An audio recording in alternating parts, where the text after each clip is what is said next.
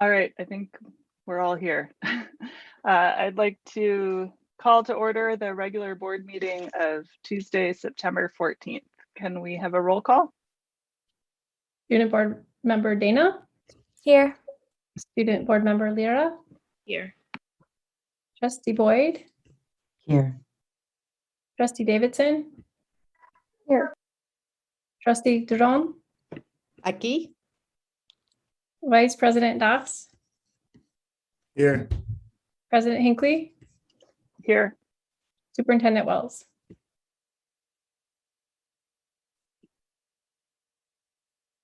Superintendent Wells?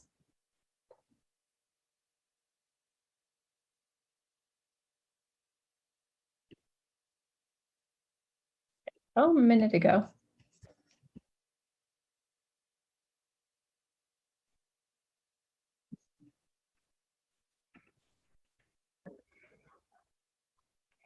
Superintendent Wells, you're here?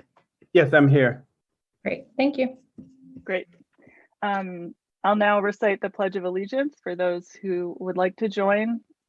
I pledge allegiance to the flag of the United States of America and to the republic for which it stands, one nation, indivisible, with liberty and justice for all.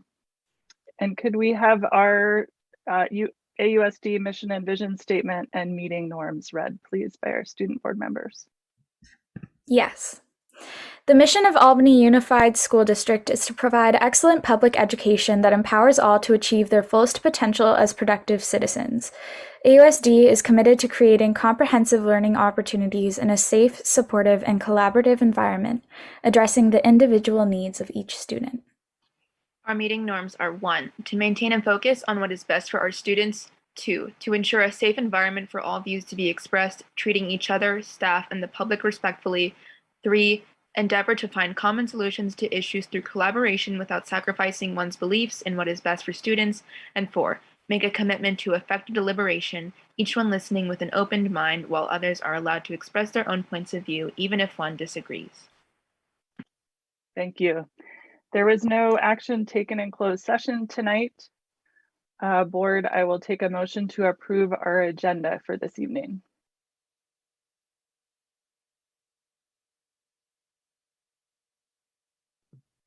I move that we approve this evening's agenda. I second that.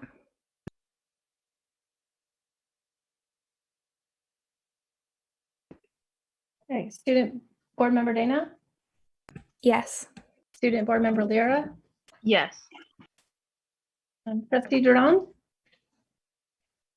Start with you. Trustee Duron? Sorry. C. Thank you. Vice President Das? Yes. President Hinckley? Yes. Trustee Boyd? Yes. And Trustee Davidson? Yes. Great. Our agenda is approved unanimously. And then our first item is a recognition, which is a resolution that's been prepared by 3 of our trustees to honor or designate September 15th through October 15th as National Latinx Heritage Month. So I'm going to hand this over to the 3 of them, Trustee Duron, Lyra, and Dana. Okay, thank you for the introduction, President Hinckley. Julie, would you just be able to go down the slide a little bit better? Okay, we're just going to take turns reading it. All 3 of us did work on this, really improved it from last year. So I'm happy we were able to find the time to work on it together. So we'll get started. Trustee Daney, would you like to start, please? Yeah, of course. For far too long, the history and achievements of people of color in the United States have been overlooked in school textbooks, the media, and society as a whole. While the federal government now provides monthly recognitions as a way to address this, it is crucial that students and faculty take this opportunity to reflect on a deeper meaning. That is, diversity is an integral part of the fabric of the United States, and these resolutions provide a way to celebrate and honor the richness of the diverse cultures of this country. It is important to respect and honor our differences that collectively make up American history. Trustee Lita? Long before the United States was even declared a country, we were here. Our indigenous ancestors had great civilizations over 2 millennia ago. We never crossed the border crossed us. Today, the Latino population of the United States is composed of people of Mexican origin, Puerto Ricans, and other Caribbeans, and Central and South Americans. This includes men, women, and individuals with different genders and sexual identities. The relatively new term Latinx and the even newer term Latina recognize the diversity of our population in all of its forms. Languages and terminologies evolve over time, reflecting changes in society. This is evident with the term Latinx, which is being used to strip away the sexism of using Latino, the masculine form of the word. Latinx was added to the Merriam-Webster dictionary in 2018 as a gender-neutral term that has been especially embraced by members of Latinx LGBTQ communities because it possesses a gender identity outside the male-female binary. Today, a newer term, Latine, is being used for a similar reason. The E follows Spanish language conventions, which the X does not. Ultimately, we will use the term that we are comfortable with and that makes us proud. It is imperative to note that marginalized groups, including the diverse Latinx population, have not received equitable treatment in the United States. Today, it is incumbent that we acknowledge this fact so that we can address these issues.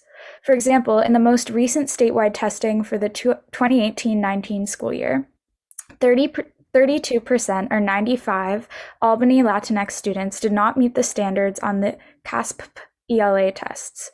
Even more discouraging, 46% or 155 Latinx students did not meet the standards on the KALB math test. This inequitable situation must be ameliorated.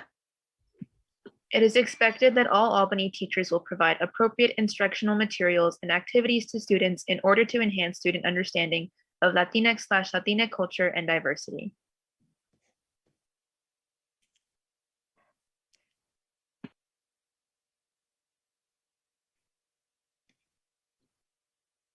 Trustee Lita, you want to continue, please, with the resolution? For sure. So yeah, this is the resolution for National Latinx Heritage Month. So I'll just get into it. So whereas the Albany Unified School District Board of Education, the board recognizes the integral role and influence of Latina people to the history, culture, language, and achievements of the United States, and whereas the dates of September 15th through September 18th are significant because they mark the anniversary of independence of 7 Latin American countries from Spain, and whereas the origins of the diverse Latina population is a mixture of our indigenous ancestors of the Americas with various combinations of Europeans, Africans, and Asians, and whereas the terms Latinx and Latina are beginning to receive more acceptance in the community because they are gender-neutral terms and seek to acknowledge the gender and sexual inclusion of all, and whereas Latinx, Latine students make up 17% of the ASUD student population, 55% of California's public school student population, and is the largest ethnic group in the United States, and whereas Latina people have a deep commitment to family and community, an enduring work ethic, and a distinct si se puede attitude. Therefore, be it resolved that the board affirms September 15th through October 15th, 2021 as National Latinx Heritage Month, and the superintendent will ensure that staff nurtures and mentors Latina students in an environment that honors Latina cultures and that welcomes their participation in every space. District schools and teachers will commemorate this occasion with appropriate instructional materials and activities, some of which will be sent to the school sites. okay, passed and adopted, hopefully this evening, President Hinckley. Yes, I will not forget to do that part as I have in the past. I just want to thank you all for putting all the work into writing these resolutions, to add the depth that I think makes them special to Albany and ensures that we are really taking to heart the message of having these types of recognitions. So board, I will take a motion to adopt resolution number 2020-2103.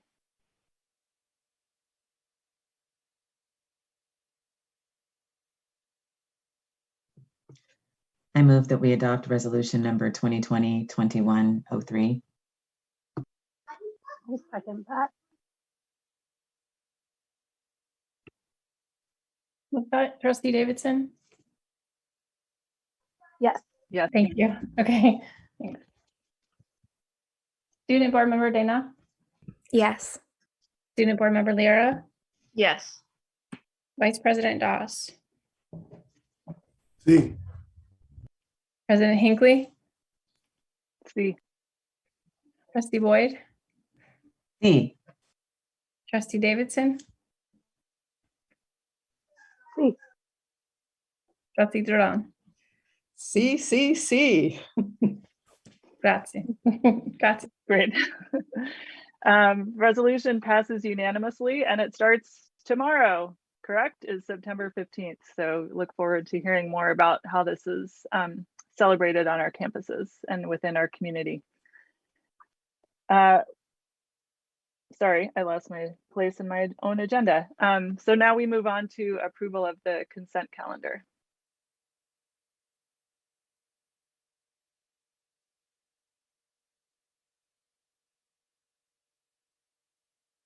So a motion or any questions about specific items?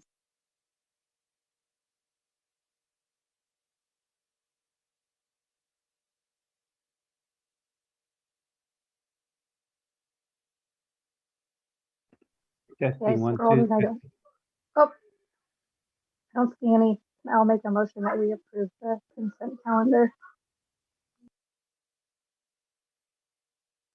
I second.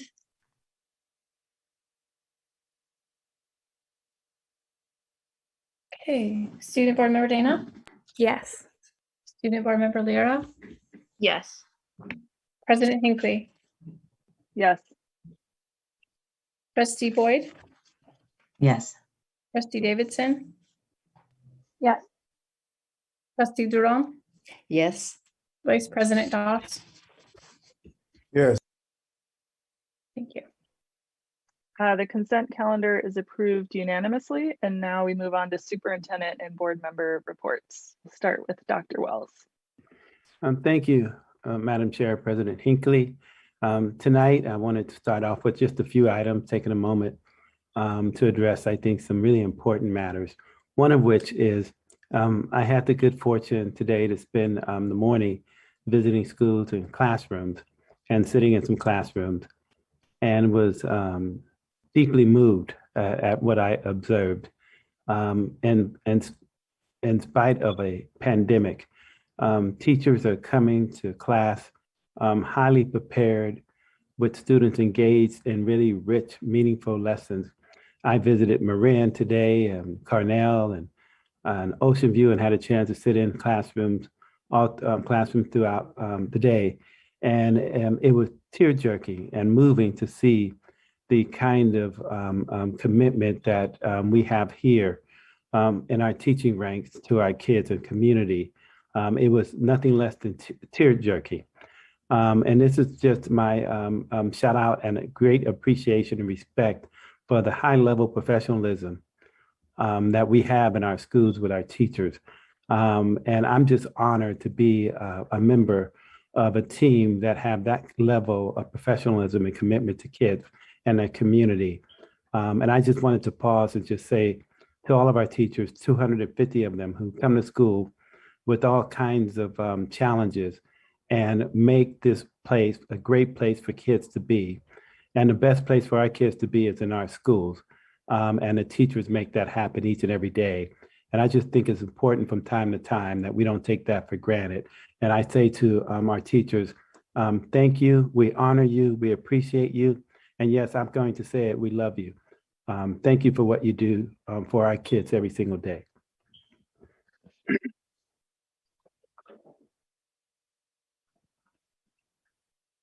Next, during this pandemic, I thought it was important to remind us of some norms and some additional basic rules and leadership positions throughout. I know that people are under a tremendous amount of stress, and sometimes the stress some folks to doing things that would be typically uncharacteristic of who and what they are. And it's a reminder to everyone. Folks in my team and in leadership positions around the district know that we have no room for not ever being nice and kind to people. And I think we have some norms that are really moving. And I wanted to take a moment to revisit them so that it's just not a kind of norm-like practice we go through and we race through, but it's something we take to heart. And it's something that we live by so that it's not just rhetoric or even something that would be hypocritical. And the first norm that I applaud that we have in our district, and we read them every board meeting, and I tell people, I hear what you say, but I believe what you do. And these are the things we have to do. Maintain a focus on what is best for our students. What does that really mean? That means we're putting our kids before us each and every time. We're making that sacrifice. This is not a job. This is a mission that we signed up for. Number two, ensure a safe environment for all views to be expressed, treating each other, staff, and the public respectfully. Number three, endeavor to find common solution to issues through collaboration without sacrificing one's belief in what is best for students. And finally, there's a norm we all need to take to heart. Make a commitment to effective deliberation, each one listening with an open mind while others are allowed to express their own points of view, even if one disagrees. In other words, it should be inviting and encouraging and a safe place to disagree. And two additional one, I want to encourage all of us throughout the district to keep in mind. Let's be hard on issues. I tell our bargaining teams, both sides of the table, anytime we have an issue, let's be hard on issues. Let's hit them as hard as we can, but soft on people.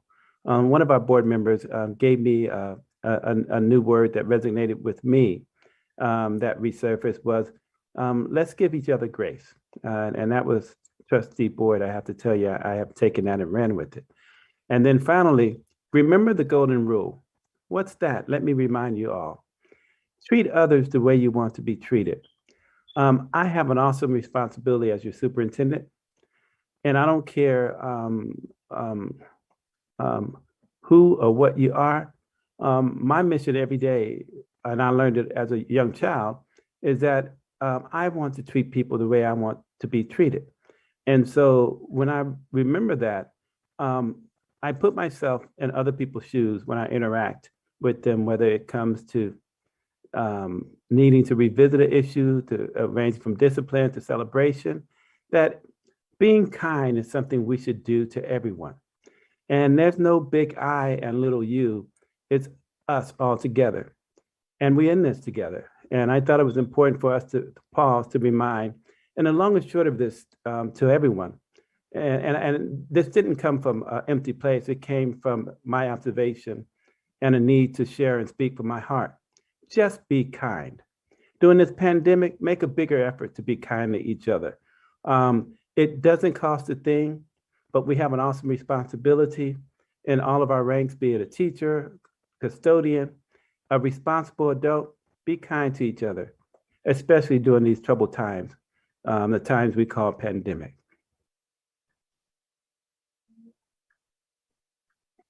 And special recognition. I had the good fortune, as I do every year, to go down to a place called Long Beach this Saturday and work all day. I worked with a few notable people a couple of years ago with the CTA, Tony Boyd, president of CTA, and others. To this time, we had our state superintendent, Tony Thurmond, show up. And it's with the organization called CASA. And CASA is an acronym for California African American Superintendent and Administrator Organization. And it's an organization that really pushed the envelope of advocacy for our most disenfranchised kids. And it also recognized folks for outstanding work throughout. And I remember sharing with the group when I first came on how impressed and fond I was at this one particular board member's work around living in a community that's considered wealthy. And noticing that we had a number of kids who were not so wealthy, and they were going to school hungry and going without lunch. primarily because they couldn't afford it. And he stood up and used his influence as a board member to make sure our kids who were hungry and didn't have money for lunch ate.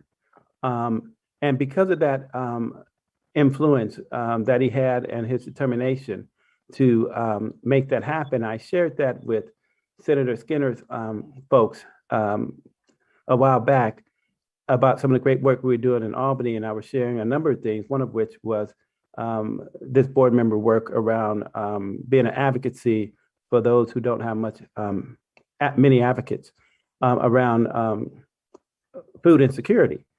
And lo and behold, Senator Skinner, about a year later, introduced recently legislation to feed all kids throughout California.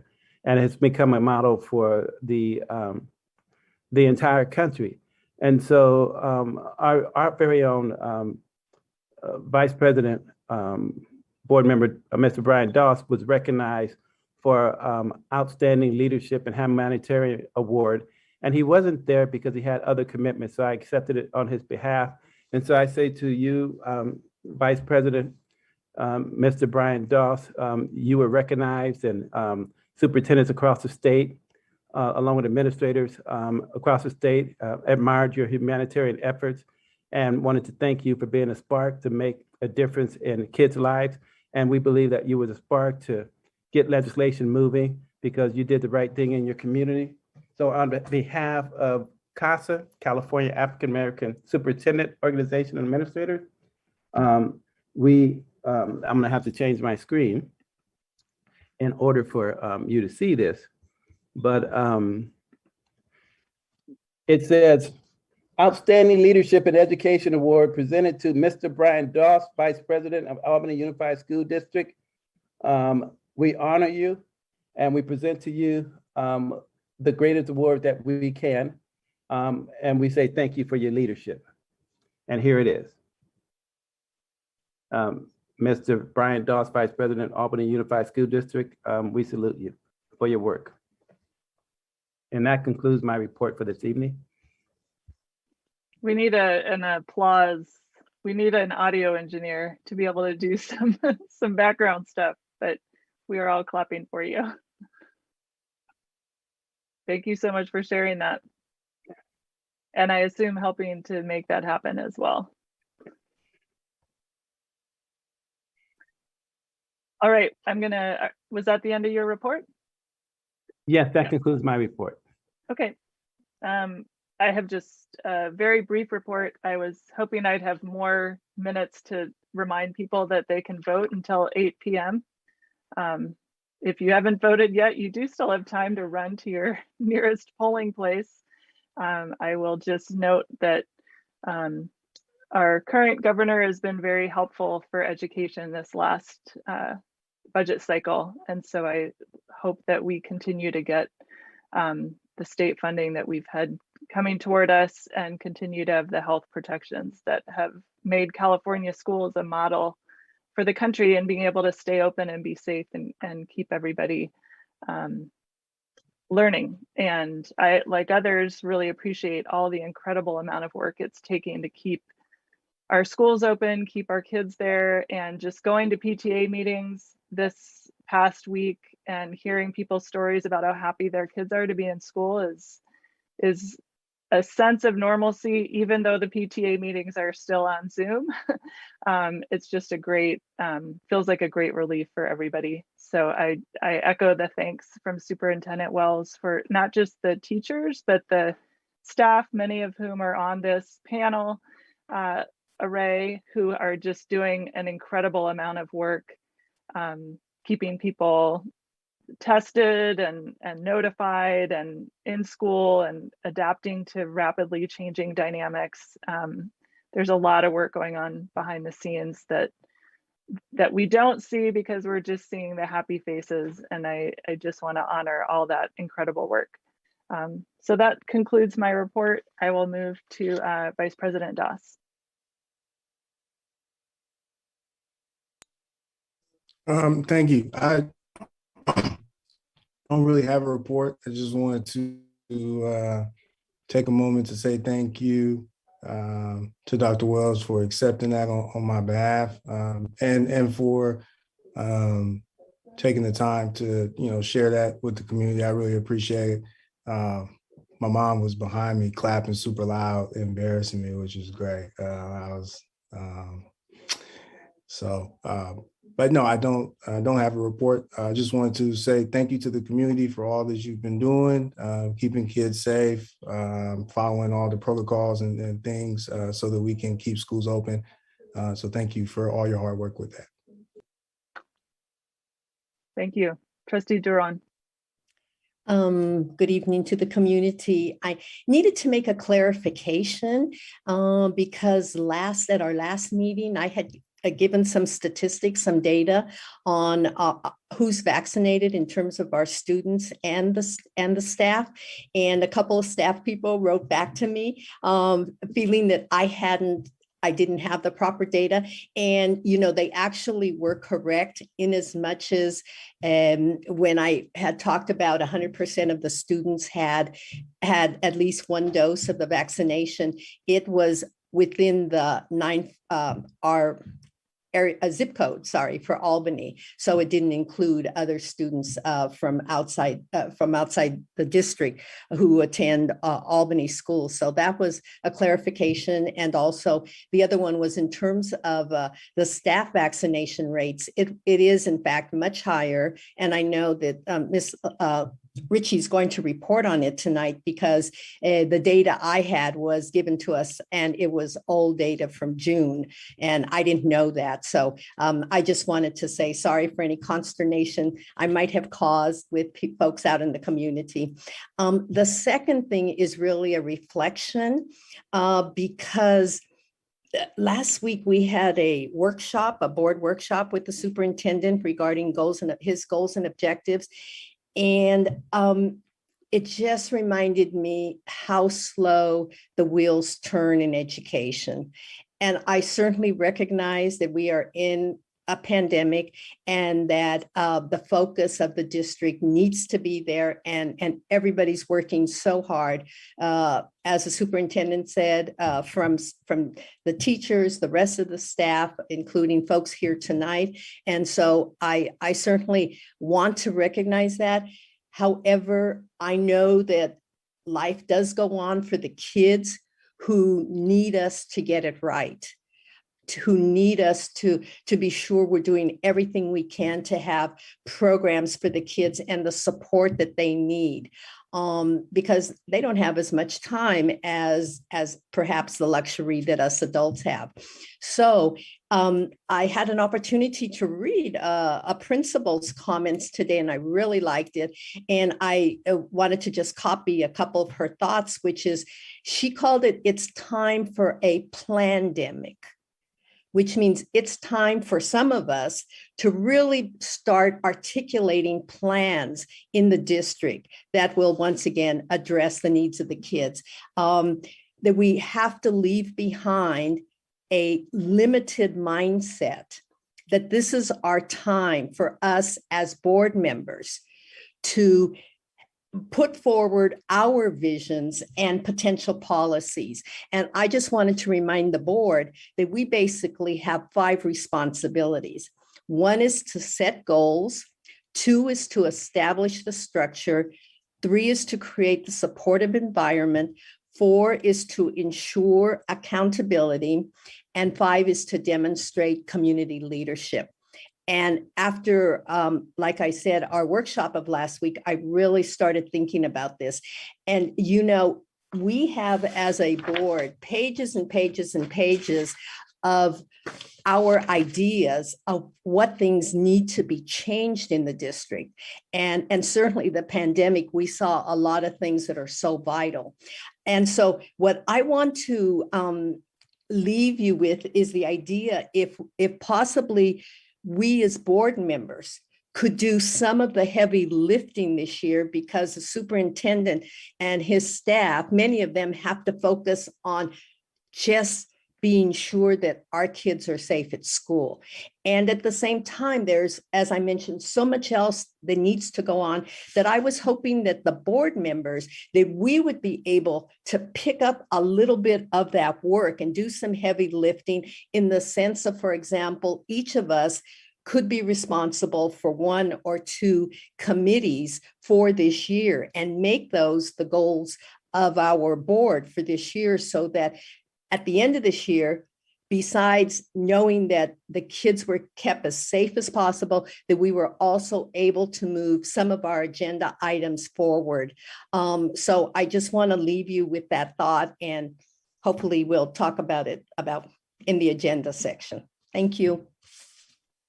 Thank you. Trustee Boyd.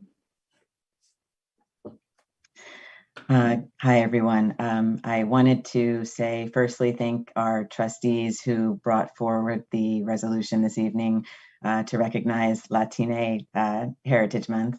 I learned something just listening to that wonderful resolution. I appreciate all of the context and the history that the three of you provided. Just calling the community Latina and not Latinx, and the importance of actually listening to members of the community for how we should be named, how our history should be presented, and what is important to learn and to know and to honor, rather than having that come from outside of the community and be pushed onto a community and lose internal integrity. And so I want to thank the three of you for presenting that and just recognize the importance of recognizing it, and also of listening to members of the community to understand how it should be recognized. I wanted to also congratulate Vice President Doss and appreciate the work that he has done in lots of ways, but specifically in what Dr. Wells was talking about, to remember that people who do not have as much, regardless of how our numbers look in this district, what people think the face of Albany is, that it takes all of us to make up this district, and we need to be thoughtful and mindful and deliberate and intentional about all of the members of our community and what all of our needs are, and to make sure that we're listening to those and that we're amplifying those voices who might not have a seat at the table. And then the last thing I wanted to say kind of feeds into that, and it's related to what Trustee Duran was just talking about in spending time in our workshop and talking about the superintendent's goals, and which are related to, the district's goals and how we think about what we're trying to push forward. We have the opportunity again to look at the statistics of, how our different populations of students are doing on testing. And I believe they're a couple of years old because of the pandemic, et cetera. But I was reinvigorated and sort of enraged at looking at numbers that are the same time after time, and in so many different places, where you're looking at Black and Brown students, special education students, students who have less financially, students who are English language learners, who are constantly being in those lower numbers. And I want to make sure that I don't, and that we don't ever assume that that's where those populations are supposed to be, you can start to become desensitized to something if you see it enough times. And that's not something to accept or something to expect or something to just sort of throw away as, well, what else do we think? At least these populations of people are doing really well in Albany. We want all of our populations to be served appropriately and to be given the proper resources and to be seen, and to have the expectations of them be that they will be exceptional, because we're all capable of being exceptional. And so as much as, and this also to honor all of the work that is happening, just to keep the doors open, literally, in this pandemic and everything else that's happening there, and the dedication and the commitment of all of our teachers and our staff and our administrators to defy the odds in all of this difficulty, and to continue to serve our students and to hold all of us up. As we do that, I want to make sure that I'm clear about my commitment, and that we're clear about our commitment to make sure that we're serving all of our populations of students, and that it is not good enough to only have X group of people. We want to honor and recognize and appreciate the work that goes into being the high performers, and to at the same time honor and appreciate all of the work that's happening in all of our different communities, and to make sure that we're serving all of those communities. And so I appreciated the opportunity to see those numbers again, and to not simply accept that that's the best that we can do, because we are an exceptional district. And I look forward to serving and to helping and working with everyone to keep moving all those different cars forward on the track, so that we can make sure that we're providing all the resources we can, and really serving and holding up and allowing all of our populations of students to shine here in Albany. Thank you. Thank you. Trustee Davidson. Thank you. I just want to again reiterate my appreciation for the fact that our kids are in school. My kids are just so happy to be in school, and all the kids that pick up and drop off are just so happy to be back. I had conversations this week with a few different parents, and was reminded that these kids are just so happy to be in those classrooms with their teachers. And on that note, also, that I was reading articles about some families who said, the distance learning worked really well, and we really wish our district could offer more on that, not about Albany, but other districts. And I think through this pandemic, what was shown is that we have such a variety of learning styles in our world, and it's okay to sort of look outside of this traditional box and say, how can we meet this need a little bit differently or a little bit better?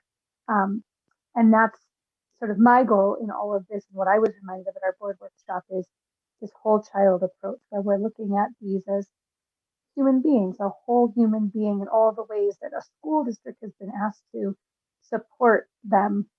It's more than just the learning. It's this huge enmeshed thing, which is evidenced today by the award that Vice President Doss received. And it just really goes to show all the things that a school district does. And just follow that up. I was chatting with a teacher, and she asked, how's it going with your kids back at school? I said, it's great, it's good. And I returned the question to her and said, how's it going for you being back in the classroom? What have you noticed? You know what? My kids are fantastic. They have come up with this idea that we needed a new job in the classroom. And the job is the sanitizer dispenser, but they didn't want to call it the sanitizer dispenser. So this student's title is the COVID warrior. Of course, we said maybe we need to work on the gendering of that. But the students are so excited to have a COVID warrior in their classroom and willing to do that to be back at school. And I just think that really shows their perspective on all of this, and that we can still have fun even though we have all of these other stressors. And I hope we continue that. Thank you. Student board members. Yeah. In recognizing all of the adults and staff in our district, I'd also like to recognize all of the effort that students have been putting into these first couple of weeks of school. It's just really great to see everyone back in person, and really great to see all the effort that everyone's putting into their studies. And, it's a really different experience having your education in person versus online like last year. So I'd just like to give students kudos for making the switch, adapting to it and stuff. So with that, I'd like to relay some announcements that were made on all the school sites. So for Albany High, there was an announcement that went out for joining Diversify Our Narrative, which I'm sure the board heard from last year, if I'm not mistaken. And there's an interest meeting tomorrow, Wednesday, September 15th at lunch on the median in the front of the school, and they're looking for underclassmen specifically. So they're looking for students, and I wanted to make sure that any possible students that see this would also have that information. Continuing on from that, there will be a club rush on September 24th at the high school, and it will take place on the baseball field. So Club Rush is essentially an event where all clubs can come together with posters, sign-up sheets, pens, food and more to advertise themselves to the students. This year, only individual prepackaged food will be allowed due to COVID-19, and all Club Rush details can be found on the AHS Club guidelines and tips. And the counseling newsletter also has a lot of information about every sort of event that might be going on at the high school. So that can also be found on the AHS website for further reading. Yeah, and that's really important for parents to know, like when PSATs are happening. I know that college readiness is something that we're trying to work on as a district. So having that information all kind of condensed in the one newsletter is really helpful. And then to move on to the middle school, the jazz band is looking for 2 piano players for their I think they're just looking for 2 piano players, and it's a really advanced group, and it's perfect for students who have piano lessons like outside of school. So they're saying that Mondays and Wednesdays at 3:30 to 4:30 in the lunch shelter is like when to check it out and get involved. And then last but not least, Allison and I have an update about the Student Advocacy Committee. So we are finally opening up our first round of high school student applications for the 2021 to 2022 school year later this week. So for those who may be unfamiliar with this committee, the Student Advocacy Committee, which is abbreviated to SAC, was an initiative proposed by the 2020 to 2021 Student Achievement Task Force and was supported by Audrey Mallah and Leo Corzo Clark, the student board members last year. The SAC will solely consist of students from secondary school, and it will be chaired by the 2 current student board members. So that is Allison and I. Some of this committee's activities will include proposing items and presenting to board trustees at Board of Education meetings. And this SAC has 2 distinct main purposes.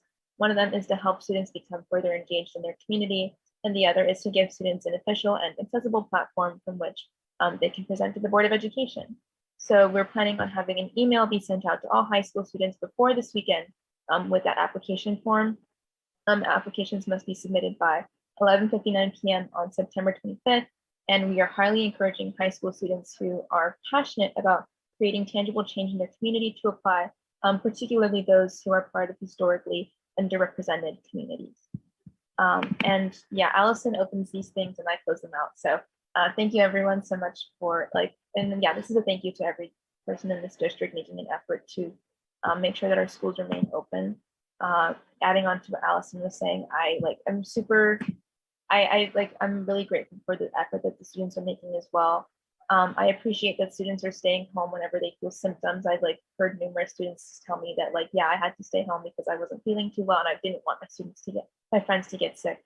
So I really appreciate that students are taking that effort and that parents are also looking out for the students' safety as well. And I also want to congratulate Brian Doss on receiving his award. I look up to each of my fellow board members so dearly, and yeah, really grateful to be sharing this space with you all once again. Great, thank you so much. And we look forward to hearing more from the student committee as it grows and develops. We now move to persons wanting to address the board on matters, excuse me, not on the agenda. I don't see anybody yet, but I'll give it a minute.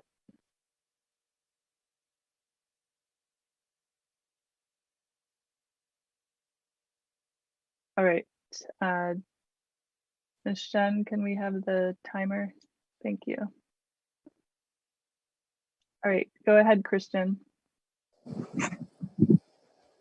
Yeah, I don't think I'll need the full 2 minutes. I just was wondering at some point if the board or Superintendent Wells could give us a little bit more information, families who are in the independent study, about whether it would be possible to secure some more resources for the students in independent study. You know, some of the kids get very little instructional time, and we're appreciative that the program exists. I think the families are overall we love our Albany teachers and think the program has a lot of great things about it, but we're just wondering, if a little more time can be found here or there, for instance, with kindergarten, it's half an hour a day, which isn't really very much time. And just wondering if at some point something could be said about that, either in writing or, sorry, my daughter, or at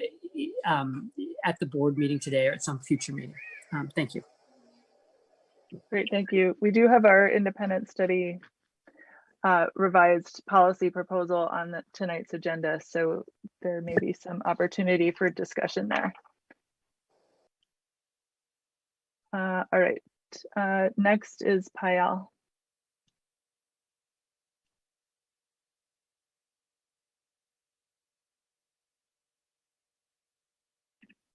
Hi, can you hear me? Yes. Hi. Well, I just want to say I really appreciate, I wanted to just say that I appreciate the responsiveness to all the concerns that parents have raised around communications and all the red flags around modified quarantine. I'm really grateful to all the continued efforts by the school district, by the school board, parents, kids, teachers, everybody. Everybody's just really doing so much to keep kids safe and the schools open and everything running smoothly. And, kids are really happy about this and I really appreciate it. I do want to flag that there's still some gaps in terms of delays. I know we'll be talking about testing in a bit, so I won't go there, but there are, delays in testing results. We still have the close contacts of infected individuals attending school rather than actually quarantining as BUSD, SFUSD, and others are doing. I know that SF Unified has said that, until they're confident in their systems to do modified quarantine, they're not implementing modified quarantine. And I just want to make sure that we're calibrating that line between when all the systems are actually functioning and whether all the protections are in place. So we can keep kids in school and keep schools open. And I also wanted to talk about, as we're heading into the rainy season, that we're well prepared. We're all waiting for it, but it is probably 6 weeks away, and make sure that we're prepared to avoid eating indoors and situations in which, we'd have to cut corners on our current safety efforts. Similarly with indoor locker rooms in schools where we have unvaccinated kids like AMS. Thank you so much. Thank you.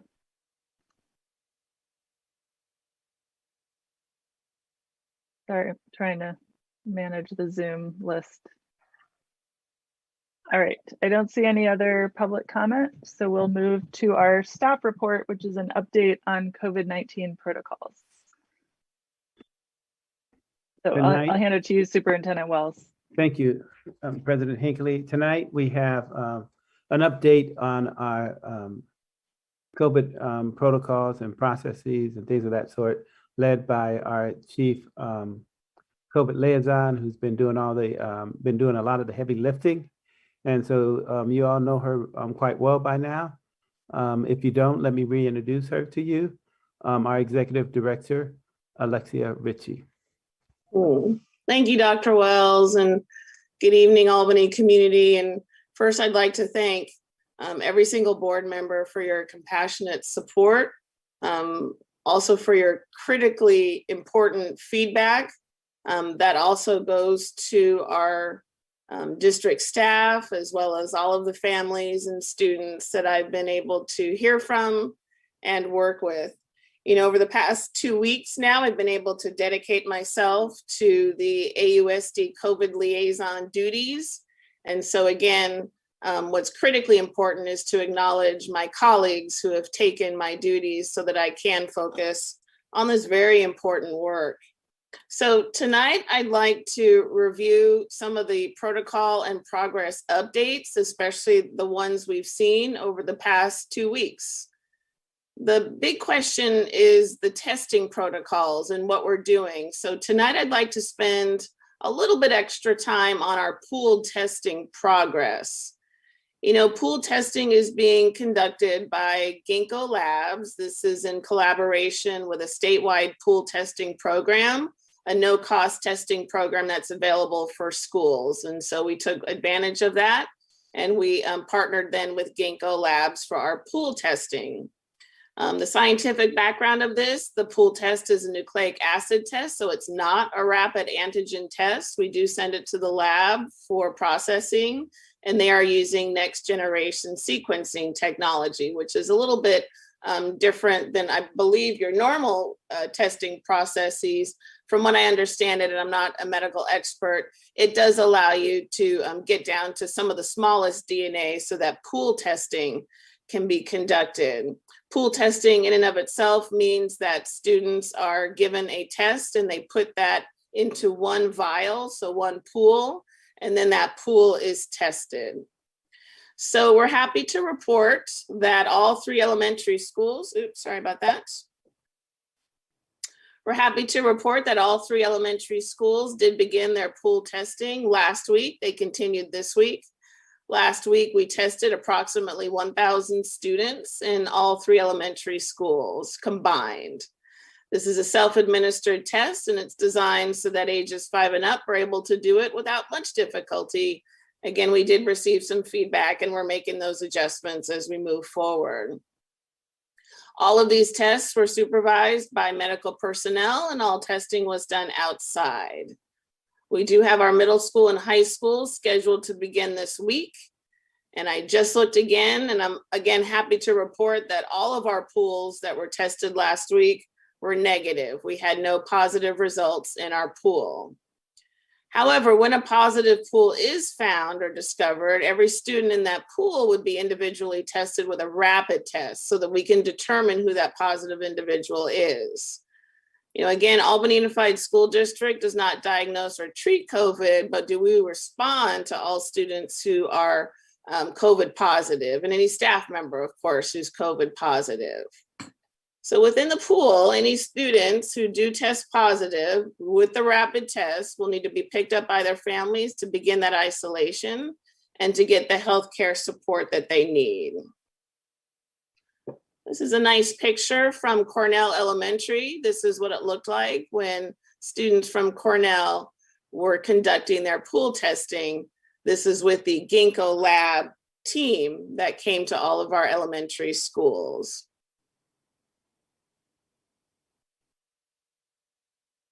Wanted to also share some of the percentages of the consent or those that are participating in the pool testing at each of the schools. So the breakdown includes Ocean View. We have 63% of that population participating in the pool. Cornell is 71%, Marin is 81%. The middle school has 33% participation, and Albany High School has 10%. We were reminded by not only the company, but also I believe by UCSF that testing was not recommended for vaccinated students. However, we have opened up our pool testing for all students in our district. We had a suggestion from one of our parents to offer some quotes, especially when it came to pool testing and why this might be important. So please allow me to read through and acknowledge those parents that gave us this feedback. One parent says she's thrilled that AUSD is offering regular COVID testing for unvaccinated students and hopes that all families take advantage of this opportunity. Knowing that her first grader will be tested regularly is a source of great relief. She's proud that our community is doing what we can to fight COVID and protect our children. Our next parent says pool testing is one of the best tools we have to keep our community safe and kids in school this year. It's so easy, and the more families that participate, the safer our classrooms can be. We feel it's our responsibility to do what we can to contribute to a healthy year for all. Those were some parents from Marin and the middle school. And finally, a parent of a 4th grader, pool testing is one of the best ways to keep schools open and kids safe. The quicker we can pinpoint cases, the safer our kids will be, and the less likely we'll have to shut down classrooms. And again, that's just a sample of some of the feedback we've received, in particular around pool testing. We would still like to encourage families to participate in our pool testing. Again, last week we tested about 1,000 students. That's roughly a third or so of our population. We would love to see that increase, especially at the elementary schools and the middle school where we still have students who are not vaccinated. So please check out our AUSD website where we have COVID-19 FAQs and resources. It is translatable into many languages. We also have the links to consent for the COVID-19 pool testing for every school site. We encourage you to please review those links and reach out to myself if you have any further questions or suggestions. We've also really learned from the first couple of weeks of this school year what to do, how to control, and how to quantify and track testing during modified quarantine. So testing is being conducted for all students in modified quarantine via 4 different routes. We're using rapid testing. We're using lots of rapid tests. In fact, we've already purchased about roughly 4,000 kits for the school year. We hope that actually sees us through January. We also do have the pooled testing. Now, pooled testing cannot be by itself the quantifier for testing under modified quarantine. Pooled testing can be one of the 2 twice-weekly tests. We actually reviewed this with the Alameda County Public Health Department. We had some questions, and so we reached back out to them again just so that we could confirm that we could use pooled testing for one of the twice-weekly tests. The other test then needs to be either rapid or PCR. So the preferred scenario is for the first test in modified quarantine to be a rapid test so we can keep the students in school. The second test then would be either the pooled test or a PCR test. We're also very fortunate to welcome full-time nursing assistant coverage. It started this week at all of the elementary schools and will start next week at the middle school and the high school to really assist with the testing and other health-related duties. What this does is it strengthens our capacity to test staff and students on a routinely and consistently basis. The data collection, the management of test results, and family outreach will also be conducted by our medical staff and by our school principals. Somewhat related to testing, this is the vaccination status of staff members. I want to thank our Human Resources Chief Officer, Marina Gonzalez, for pushing this out and for retrieving a lot of this information and working with us to put this slide together. So we have been collecting and we're verifying the vaccination status of all staff. Currently, we have 98% of our classroom teachers, 96% of our classroom and office support staff, 87% of our custodial and food service staff, and 100% of our administrators fully vaccinated. And again, that was of September 9th, 2021. The mandated surveillance or the PCR testing of unvaccinated staff will begin next week, well in advance of the October 15th deadline required by the state.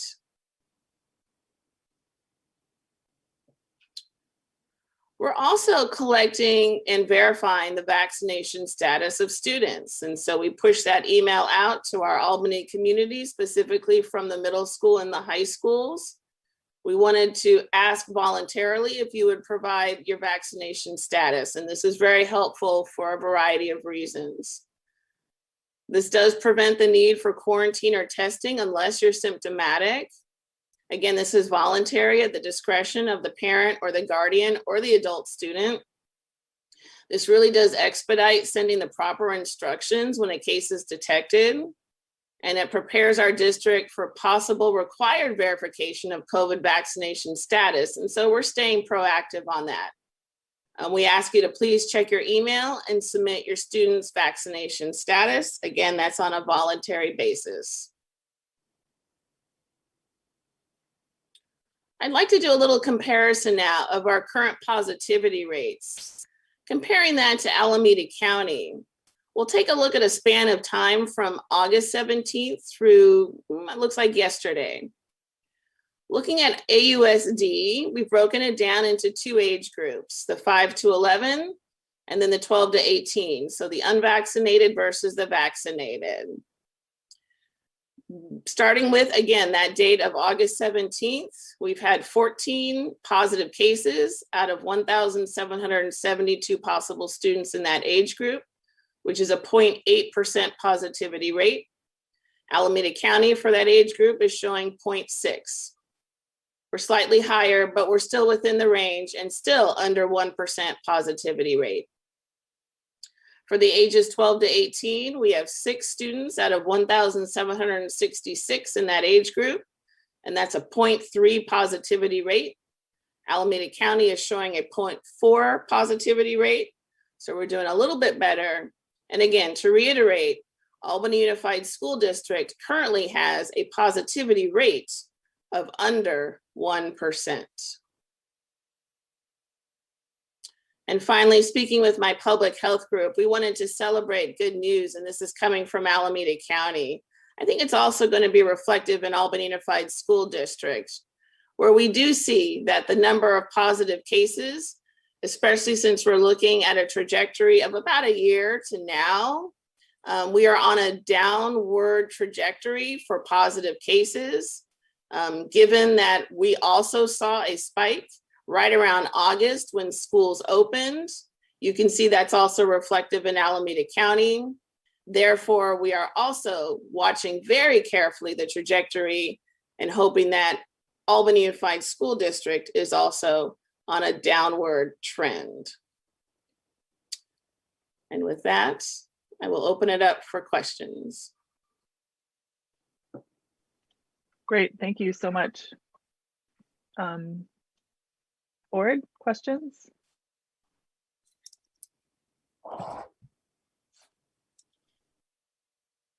Yeah, Trustee Dana.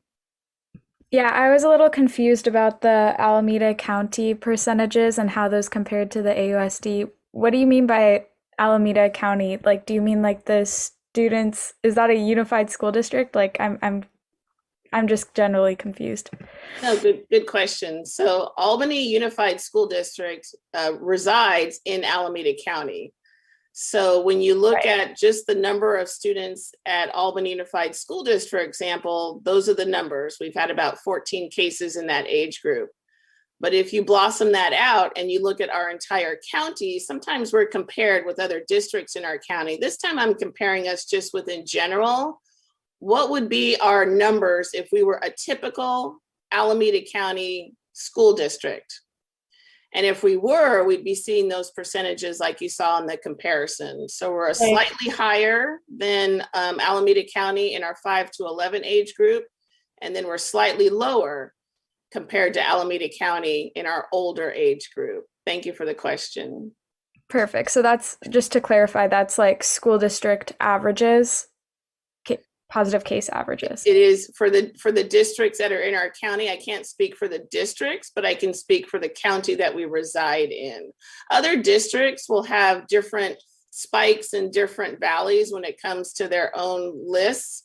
I can't predict what others would look like. I can only show you what we have and then compare us to the average that Alameda County is showing us. Okay, thank you. You bet. It's almost like test scores. So if you're looking at test scores, let's say from the CASPAPA, and I like how you said that, by the way, Trustee Dana, you'd be looking at Albany test scores, and then you can compare them. You can compare them to Alameda County. You can compare them to the state.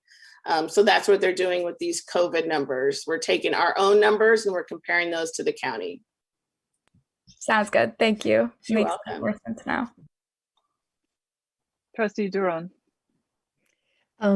Since we're doing kudos tonight, I would also like to acknowledge the group that works with Executive Director Richie, the health and public health professionals. They're also our parents, and they are taking their time to meet in the evenings and have been since the spring and on a consistent basis every 2 weeks during the summer and continuing through now. And I just want to say that, you know, we get some emails from parents that, you know, are very concerned about the kind of testing, how long the results take, that kind of thing. And I will say that I am part of that group of folks that's kind of, I'm anxious, you know, I want all the answers.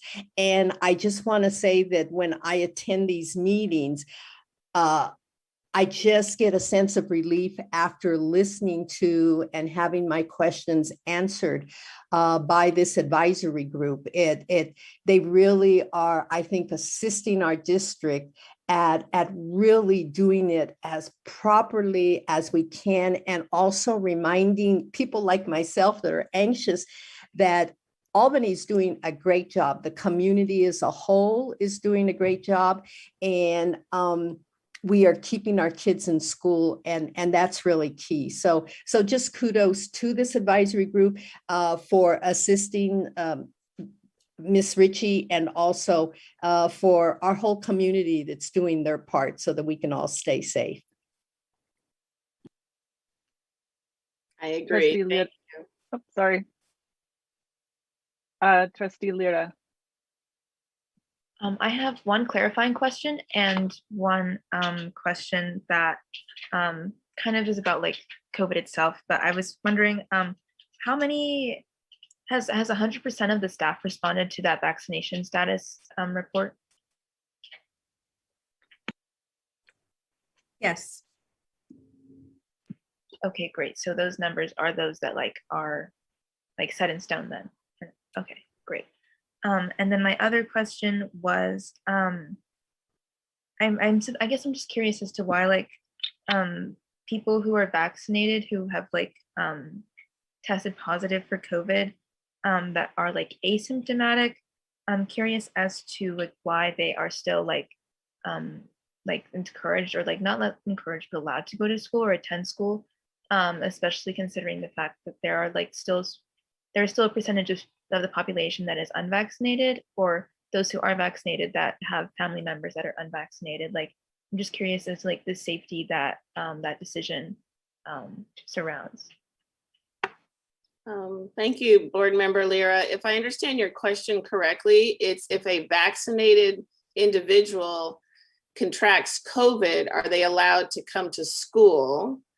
And if that's your question, then the answer is no. If you are testing positive for COVID, regardless of your vaccination status, you still need to isolate. You need to isolate for the period of time that you're considered positive, and there's the 10 days, and then there's no symptoms and that kind of thing that comes afterwards. It's the people who are vaccinated who are, let's say, negative. They do not need to participate in any quarantine unless they're showing some symptoms, in which case you'd want to get tested.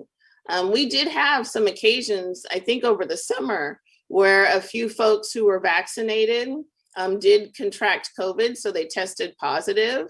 And so they went through the isolation period. So regardless of your vaccination status, if you're symptomatic or if you're testing positive, you do need to isolate. Thank you. I think my question was more so about that, like those who are asymptomatic, but who have tested positive for COVID. I might have misinterpreted this from like your slideshow, but I do think that it did say like those who are asymptomatic can return to campus.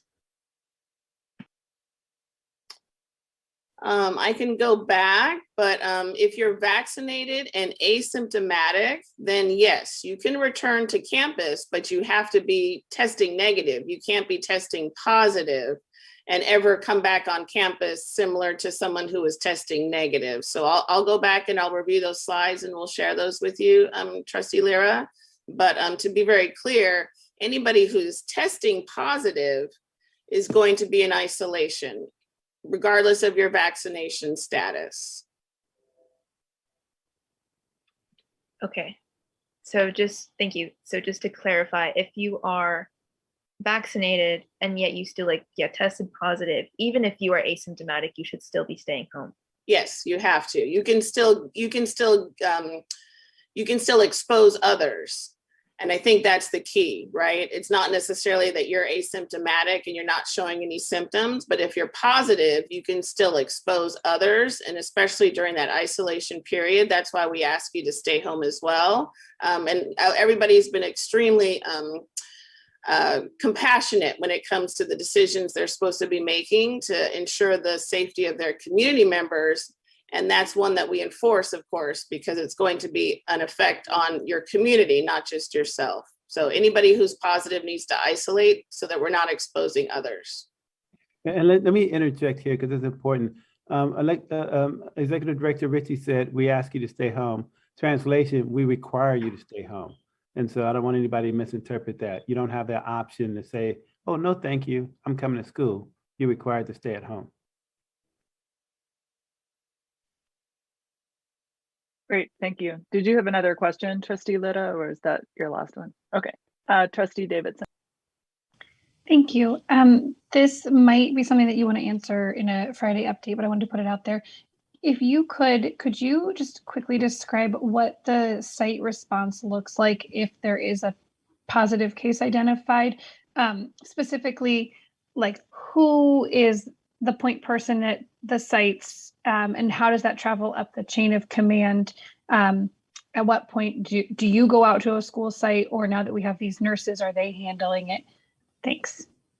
No, thank you for the question. So the workflow of a positive case would start with the person who has been able to identify who is the positive case. And that can come from a couple of different areas. Primarily, we're getting them from family members. This is somebody who has been tested, they had some concerns or they had some symptoms, and they went ahead and they got a test with a medical provider, and then they give us those results. The other two places of origin could be a staff member going through the same scenario. So they're getting tested, and so they notify us as well. And then the third scenario that we've seen is if we're performing a rapid test or a PCR test or even one of the pool tests, then we would know first. And so we would need to act on that. And so the origin of the positive case comes first to what's considered the school site liaison. And each of the school sites has a school site liaison designated in the main office. It could be an assistant principal, it could be clerical staff, it could be a principal, but every school site has a school site liaison that retrieves that information or receives that information first from that origin. And then they immediately notify myself. And I do get calls at 5 in the morning sometimes, even over Labor Day weekend, but we take care of it because we need to have an immediate response. And so they contact me by phone so we can get the process rolling. The process involves an investigation. We need to be thorough, but we need to be rapid enough so that we get the clarity of information to the right people at the right time. So my nurse and I, along with the administration staff and the parents or the family members or the staff member who gives us that information, we start our investigation and we start putting together what's called a line list. And the line list includes the close contacts. The close contacts are the folks that you were around for more than 15 minutes in a 24-hour period, less than 6 feet. Once we've compiled the line list and the close contacts, and we've determined when their infectious period is, meaning when did the symptoms start, when they last on campus, then we start the communication chain. The communication starts with me just notifying the superintendent that we're starting an investigation. I give him that news right away. Once we get a little more information, then we reach out to the board members and my exec cabinet. And we let them know that, again, there's an investigation underway. We have a positive case and we can tell you what school and perhaps even what area that particular case was in. And then we really work on the exposure letters. We want to make sure the exposure letters are accurate and that they're going to the right people. So I have a number of folks who read those exposure letters for me, including the school nurse, the school site liaisons, and anybody else really. Director Biggs, for example, gets involved, especially if the student has an IEP or a 504 plan. We also do our investigation to make sure if it's an elementary student, did that student attend one of our aftercare or before care programs? So there's just a lot in terms of that investigation and who we need to reach back out to. Sometimes this takes a couple of hours, sometimes it takes an hour. It all depends on how much time and how thorough this investigation needs to be. And then we're ready to send out those exposure letters. We make the determination, and fortunately for the past couple of weeks, we've been able to determine that we can have our classes in modified quarantine. So we make that determination within the exposure letter, and that gets sent out to the school site liaison, who then in turn needs to turn that into an email that gets sent out to all of the impacted staff members and the impacted families. And then modified quarantine starts. And we've been doing a lot of rapid testing on the spot. We've been looking at PCR testing, especially at the middle school. We're very fortunate to have our nurses at every elementary school so they can do a really good job of immediate testing. And then we track what's going on with that particular class. So when did they go into modified quarantine and which students were tested? We don't necessarily have 100% compliance. And so then it goes to my principals, and my principals then need to do some outreach to those families that have not either participated in our rapid testing, consented to the pool testing for that next round, provided us their own medical feedback. And then it does go to that next level in terms of if your student's going to be not participating in testing. Some families have actually elected to keep their students home for the full quarantine, and they ask for a short-term independent study packet. They would prefer their student to be at home for that one period of time. It's not mandated that you participate in modified quarantine. Again, that's a family option. And we've had a few families elect to not participate in modified quarantine. So we're doing what we can, especially when it comes to keeping our students in school. We would not want to have multiple students at home that didn't need to. So once again, we would circle back around and start to offer immediate rapid testing so that student did not have to go home. We do hope that those students get to stay in school. Thank you. Did that answer your question? It was a very thorough answer, so I'm assuming it did. All right, Trustee Lira again. My thing is less of a question, it's more so of like a request. So I understand that there was like an email sent out like way back in August, like August 6th, about pool testing to like all members of Albany High School District. I am wondering, like, oftentimes when Allison and I report to our leadership team about things that are happening in the district, oftentimes like students, like even like our leadership students, they're unaware like of like some of the stuff that can be done. So I know that like pool testing, yeah, was announced back in like an email, but I'm also curious as to whether or not like, I'm not curious, sorry. I would like to see like more sort of like verbal announcements being made about pool testing or COVID-19 testing, so that students can talk to their parents about getting tested.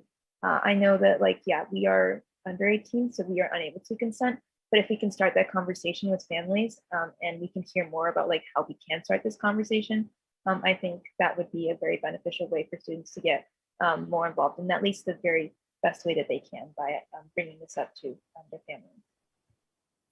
A wonderful suggestion, board member Lira. In fact, I'm wondering if you can also help me advertise the COVID protocol forum that I know was scheduled perhaps for today, but I think we've rescheduled it for Thursday. And perhaps now you can just expand a little bit and invite folks from Albany High School to join us for that forum. Do you want to maybe say a bit more about it now in case there are any other high school students or parents watching? Yeah. When it is and all of that. Absolutely. Yeah, Allison and I are both coordinating this. We are hosting a forum during Thursday at lunch this week to like get student input, at least from the high school, about what their experience has been like with COVID protocols, like in and outside of the classroom, just at school in general. We present. And we are still like trying to figure out the location. We are thinking that it will be like outdoors, just to comply with making sure that the students are least affected by COVID as possible. And yeah, we are still figuring out the location for this, and we plan on having an announcement come out about it tomorrow. And we are in communication with our like principal, Mr. McNally, and our assistant principal, Miss Dallas, as well, about this forum. So they're helping us put on and everything. I'm wondering, student board member Lira, could you guys consider a PSA announcement, public service announcement tomorrow and throughout the week at your site? Do you have access to do that? I'm sorry, I'm answering for Ishaka here, but I think that we need to have confirmation from Mr. McNally before we can formally announce it. So that's Great what we're waiting on response. right now. Great response. But yeah, we'll get back to you on that. Hopefully we'll be able to do something of a similar sort.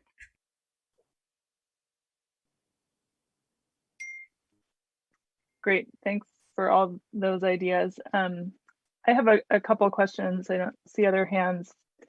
One is about just something you mentioned about the pool testing.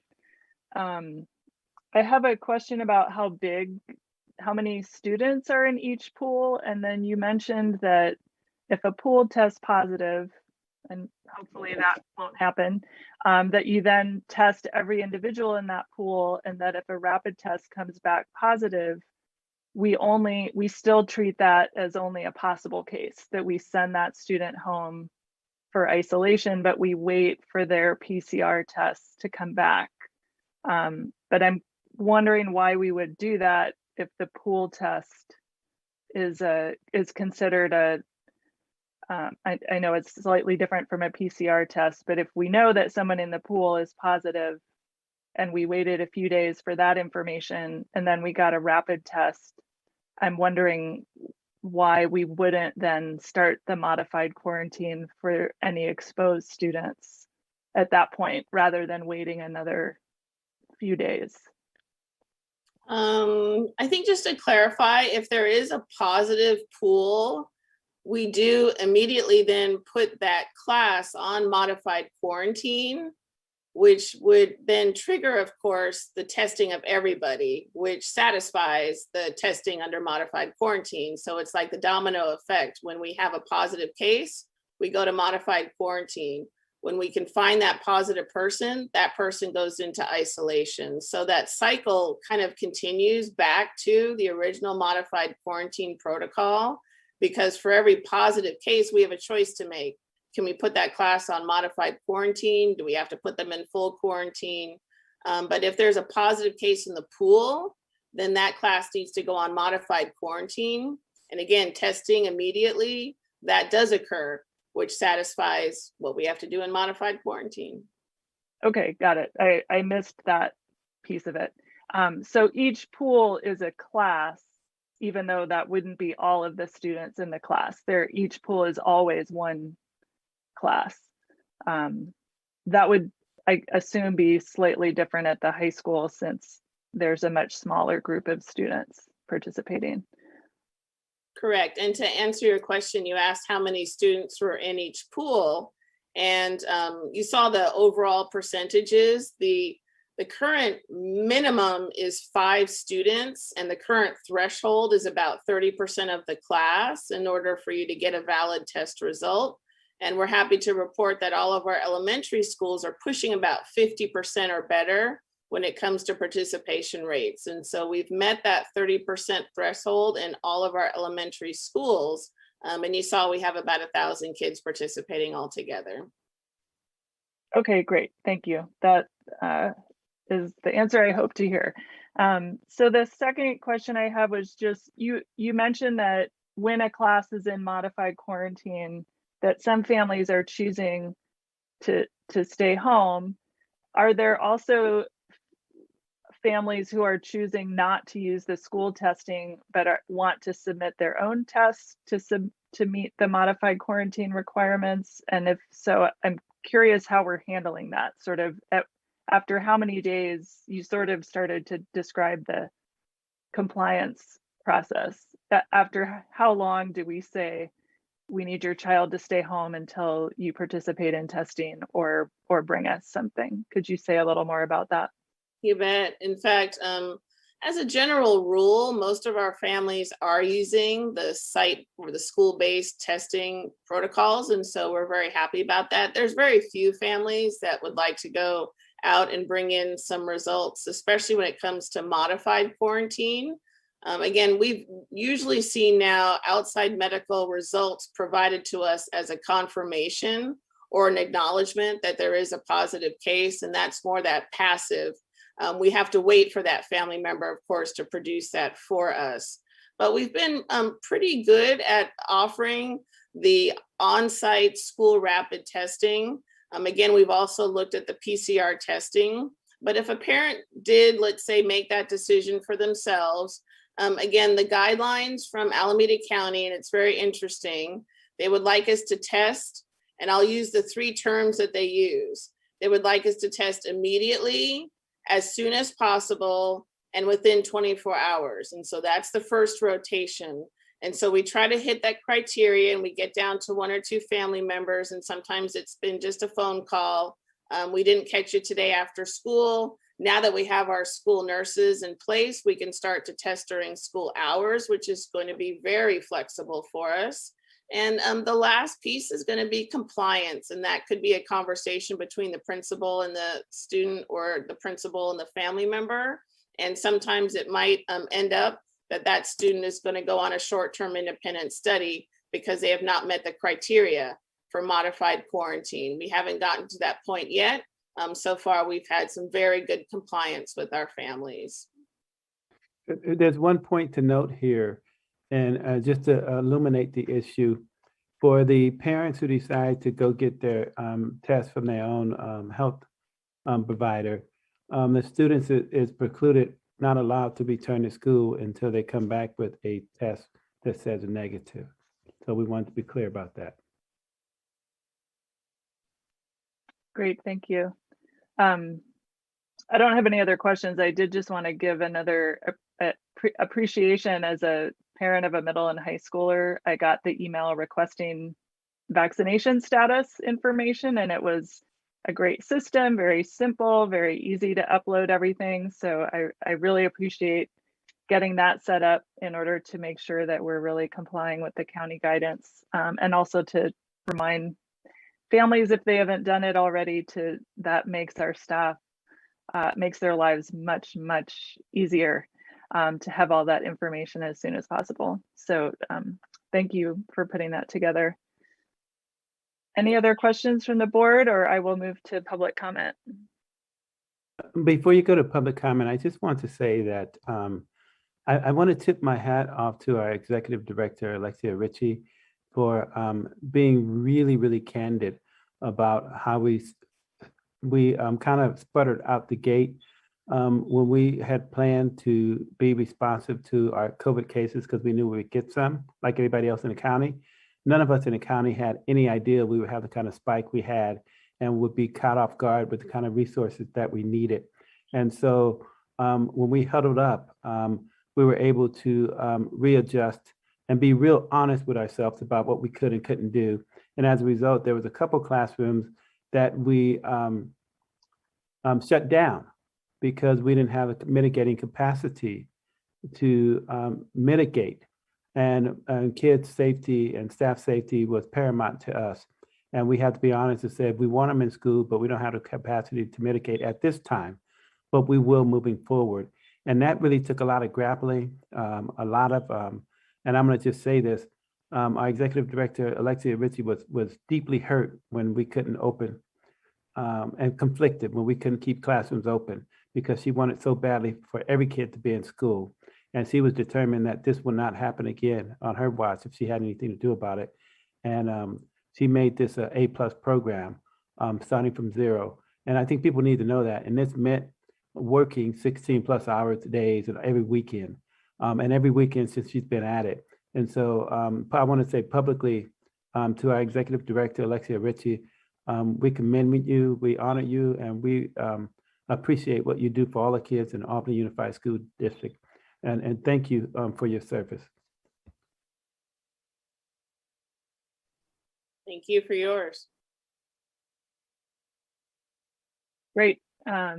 With that, we will move to public comment. I see one so far. Wait for our timer. All right, we'll start with Jenna. Hi, thank you. I just wanted to share my story. Last Tuesday, my 8th grader was exposed to COVID in the 6th grade class where she's an aide.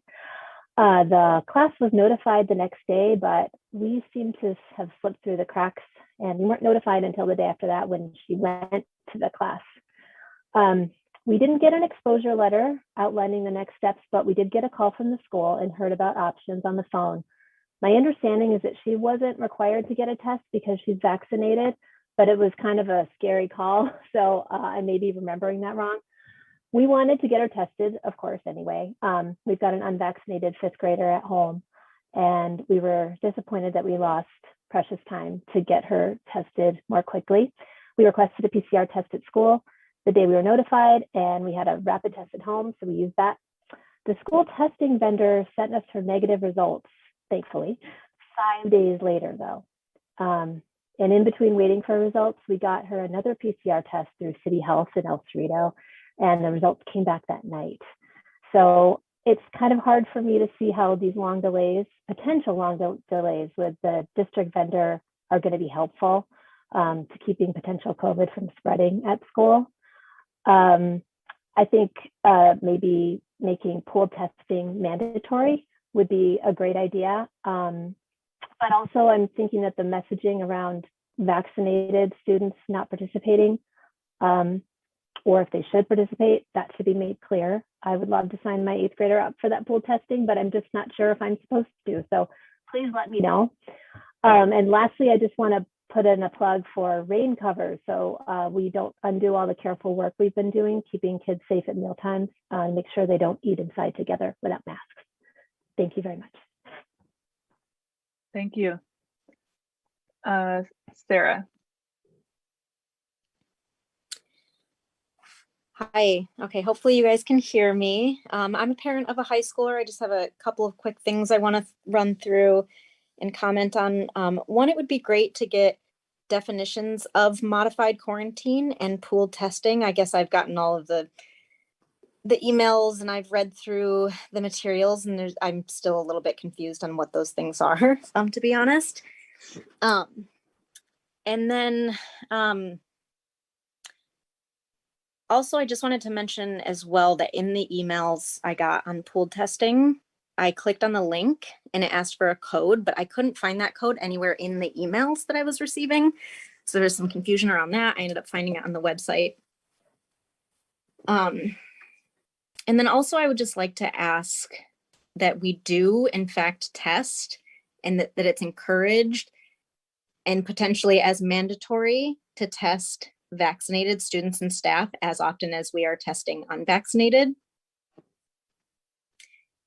And then lastly, I just want to be a little bit proactive because I don't hear any talk of this, but I want to just mention it and be proactive, and please ask that there is never a consideration at Albany Unified School District to have mandatory vaccines for staff or students, that is just left off the table and off the discussion. And that's it. Thank you. Thank you for listening.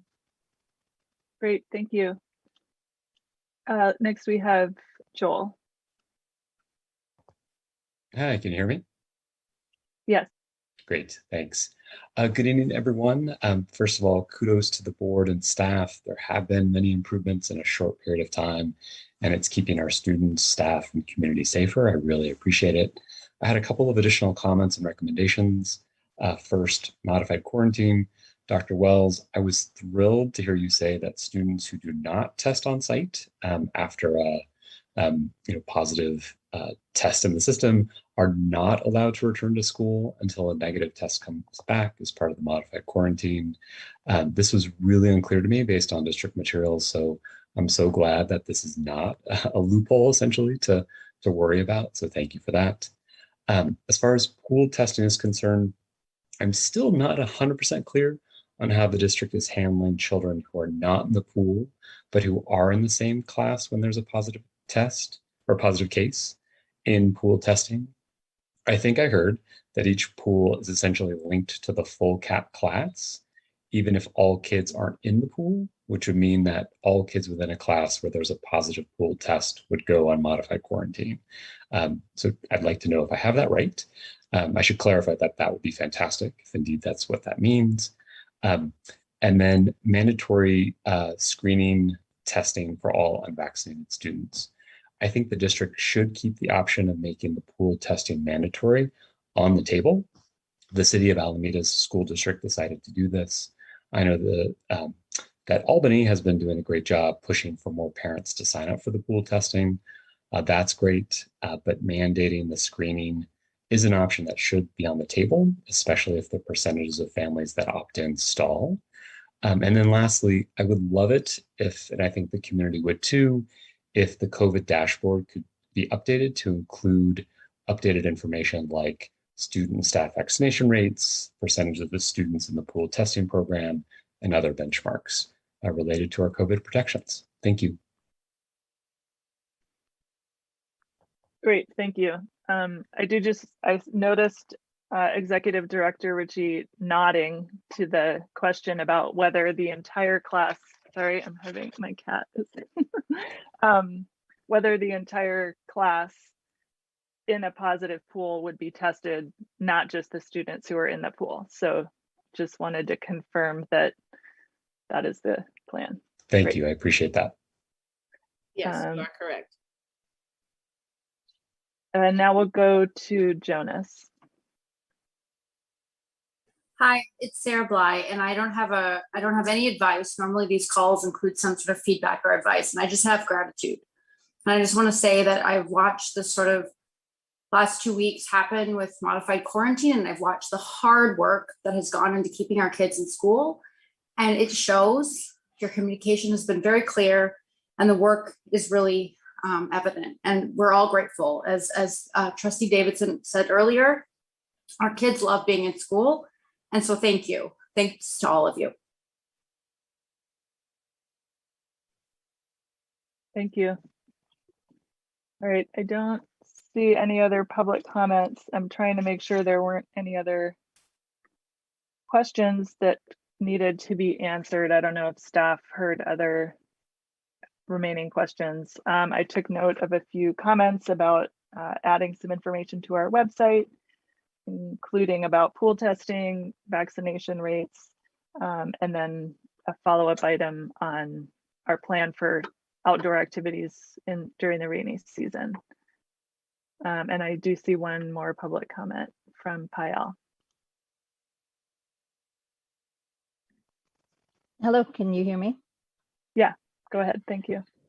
Great, I'm sorry, I don't want to repeat what I said earlier, but I realized it was at the wrong time. And again, reiterating my appreciation and just the points that I made that I would love responses to, similar to a point around rainy season and outdoor, ensuring we continue with outdoor ventilated eating, ensuring that for the middle school and others schools where there are unvaccinated kids, we do not have a locker room indoor situation as the high school is planning to return to. And then also kind of this underscoring this issue of, if we're not able to make modified quarantine, until we can make it more or less watertight, as long as it remains leaky, we need to be reconsidering how to shore up our precautions, because at present, if it takes 5 days to get a test result, that's a flaw. That's not, the system isn't necessarily working. And I understand all the intentions are there to square things away, and we may be just weeks away from that, but we do still have these gaps. So in real time, we need to be, tapping into the great work that teachers are doing to, keep kids at assigned tables, to keep kids in specific restricted groups so that we can identify close contacts and, figure out how they can get more rapid testing results. So I just wanted to kind of underscore that while it's great that we have made strides towards improving our modified quarantine, there are still significant gaps, and this is only going to become more acute if we're not able to resolve them as we head to, rainy, colder season. Thanks. Thank you. And we'll move to Yolanda. I'm going to promote you to a panelist. Hang on a sec.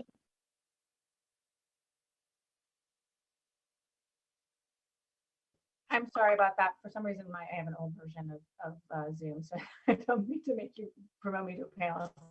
I just wanted to iterate some what others have mentioned in their comments. I'm really, truly impressed by the competency of AUSD. The requirements and the guidelines for modified quarantine and quarantine in general were released not that long ago, and you all had to scramble to figure out how to make it work.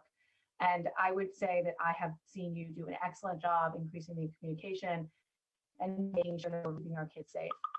There were maybe a couple flaws early on, but now I see it working as pretty much as close as possible to perfect.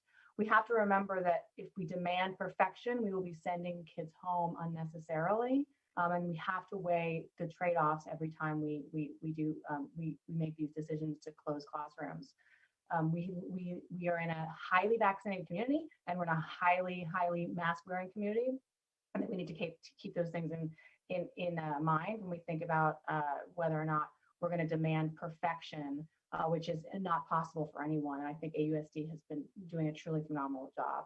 I speak unofficially on behalf of hundreds of families who are really strongly supportive of modified quarantine. I also just want to reiterate that we need to make sure we focus on the guidelines and the requirements of the Alameda County Department of Public Health. We are not, some among us are epidemiologists, but the school board and AUSD, as they've noted many times, are not. And so I'm so excited to watch that we continue to rely on the guidance of the Albany County Department of Public Health and the public health officer. Thank you. And then again, thank you from the bottom of my heart for all the work that you are doing to keep our schools open and safe. Great, thank you. All right, we're just sort of well past time for this item. Board members, are there any other follow-ups or questions before we move to our review and action items for tonight?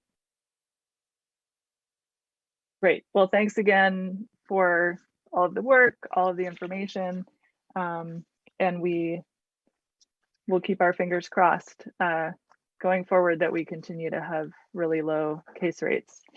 We've had a couple of recent days recently with no cases, so that's great news. All right, so we'll move to our— Excuse me, President Hinckley, yeah. We made a commitment among our inner circle, we needed to include you, that we wouldn't reference that, because every time Sorry. Day, I am sort of a superstitious person too, so that was my bad. Okay. I'll do some magic tonight to undo that. All right, moving on to our review and action items. Our first item is the provisional internship permit.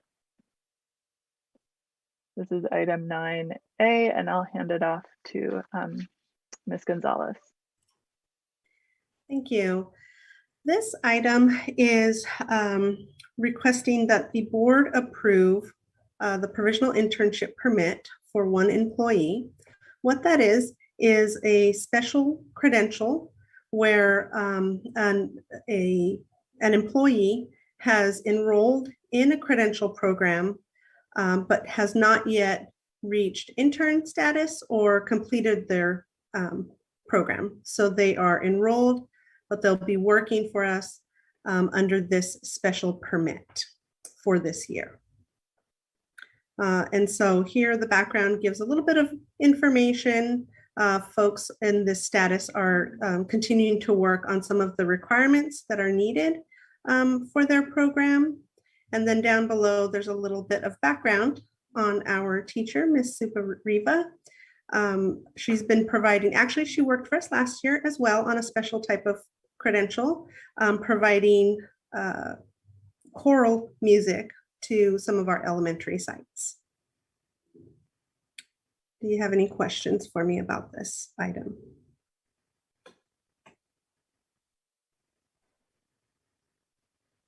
Or a motion. Do you mind scrolling up so they can see the title of the item?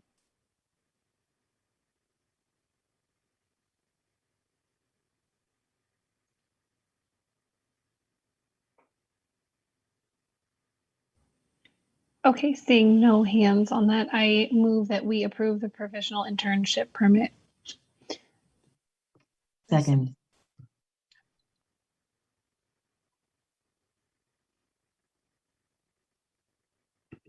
Okay, student board member Dana? Yes. Student board member Vera? Yes. Trustee Boyd? Yes. Trustee Davidson? Yes. Trustee Duron? Yes. Vice President Doss? Yes. President Hinckley? Yes. Item 9A passes unanimously, and we now move to 9B, the AUSD Board Policy 6158 for independent study. Thank you for that. As you know, the AB 130, our independent study, require us to bring forth a updated policy that reflects the current legislation. And tonight, presenting our proposed policy and giving an overview of where we're at with independent study would be, of course, our very own Assistant Superintendent, Dr. Ann Shin.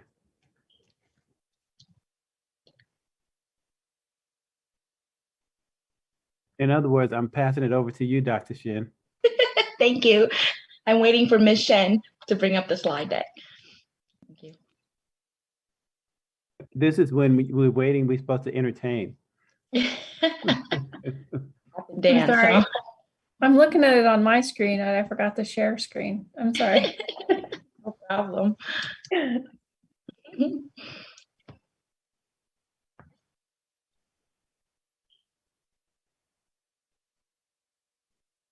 Oops, 1 second. Wrong one.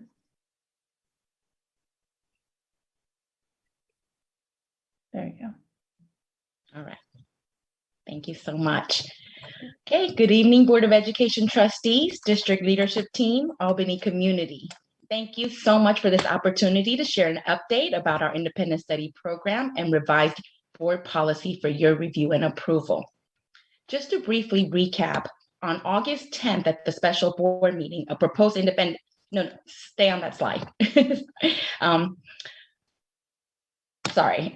August 10th at the special board meeting, a proposed independent study board policy was submitted to the Board of Education for review and action. At that time, the board tabled the proposed policy and asked that it be brought back for approval after further revision. On September 2nd, the board policy committee met to revise the proposed policy to be aligned with the requirements of AB 130, as well as the district's implementation of the independent study program, which was approved at the August 10th meeting. I would like to appreciate the committee members for their thoughtful engagement with the policy language to ensure that it meets the requirement of the recent legislation and accurately reflects the program that we're able to offer in AUSD. And a special shout out to our two trustees who serve on that committee, Trustee Davison and Trustee Duron, for their leadership in making sure that we were guided by our conscience to bring forth a policy that keeps students and teachers at the center, as well as our district resource parameters. Your ethical leadership is truly appreciated. Thank you. Next slide, please. With that being said, here are the objectives of our presentation tonight. I would like to begin by acknowledging and appreciating our volunteer independent study teachers, then share some program updates. After the update, we will review the revised board policy.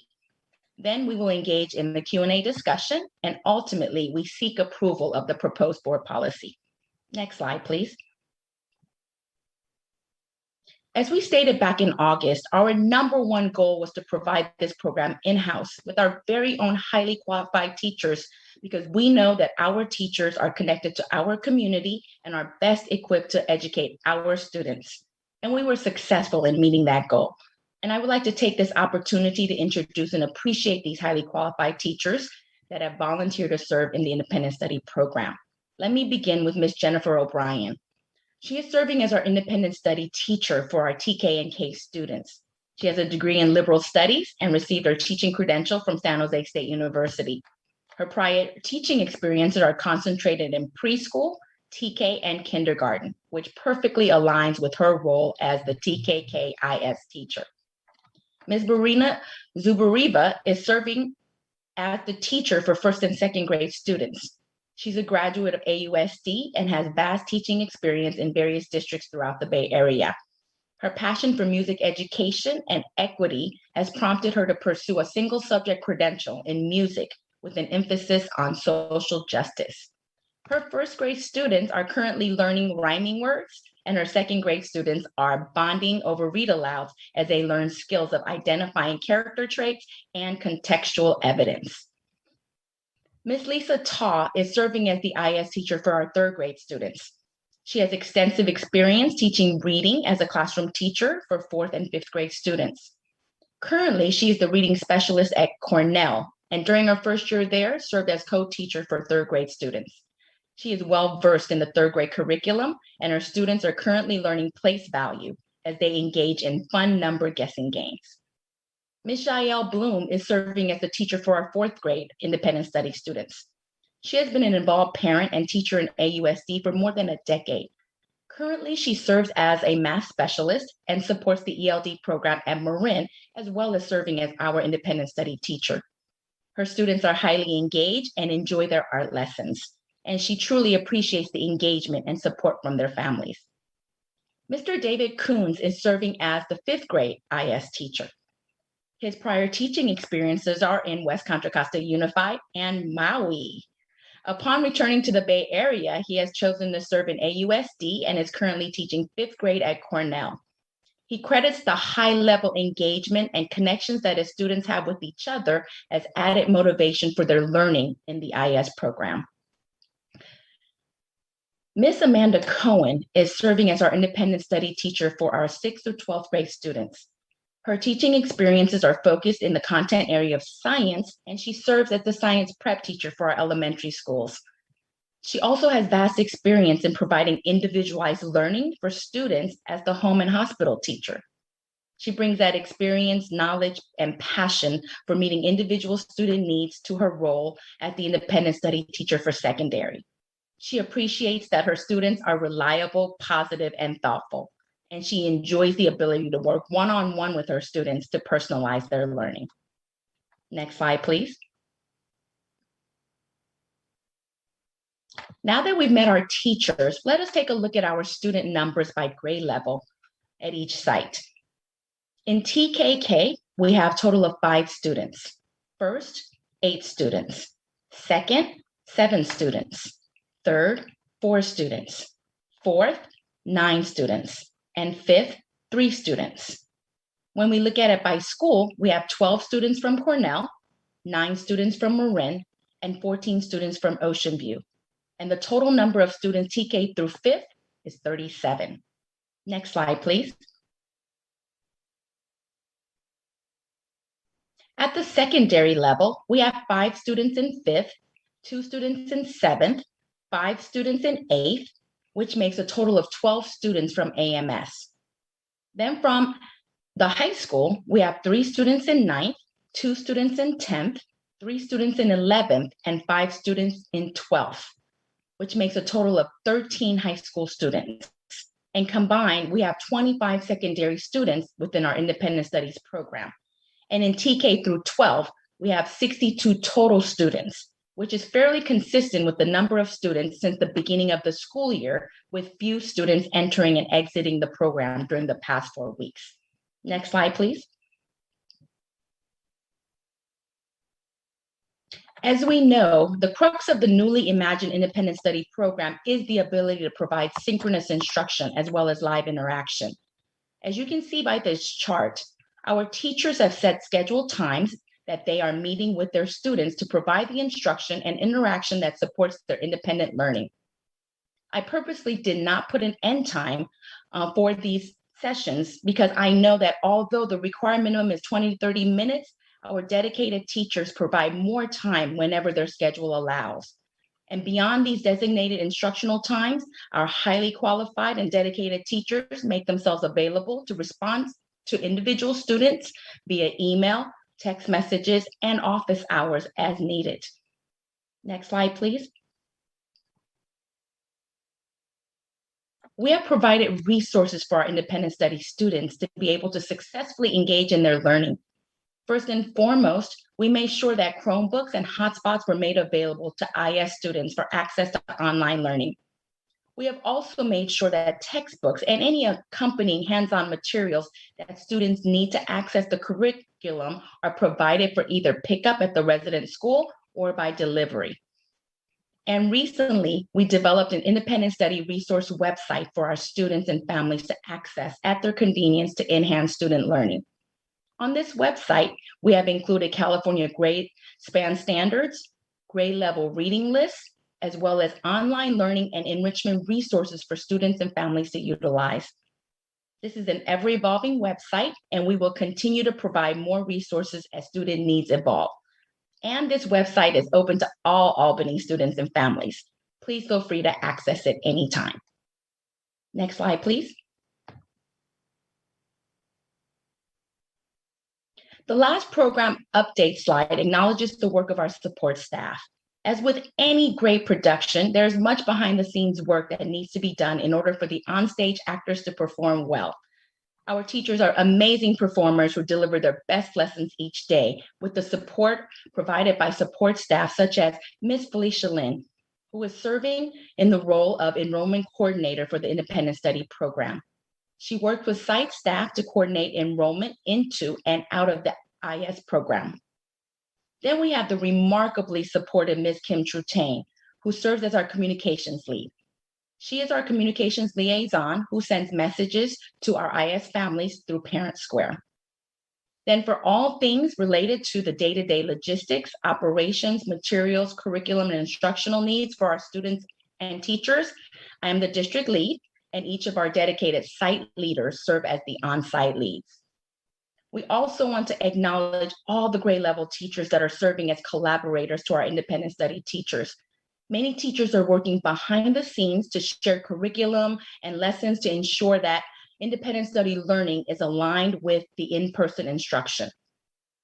And last but not least, we have our amazingly talented teacher on special assignment, Ms. Jen Gripman, who is currently serving as the District Ed Tech Professional Learning Specialist. She has 2 decades of experience as classroom teacher in grades 4, 5, and 6. And for the Independent Studies program, she is serving as the instructional support for our teachers in designing online curriculum and instruction that best meets the needs of our students in the virtual setting. Next slide, please. Okay, now that we know more about our independent study program, let's take a look at our revised policy to ensure alignment with our program and AB 130 requirements.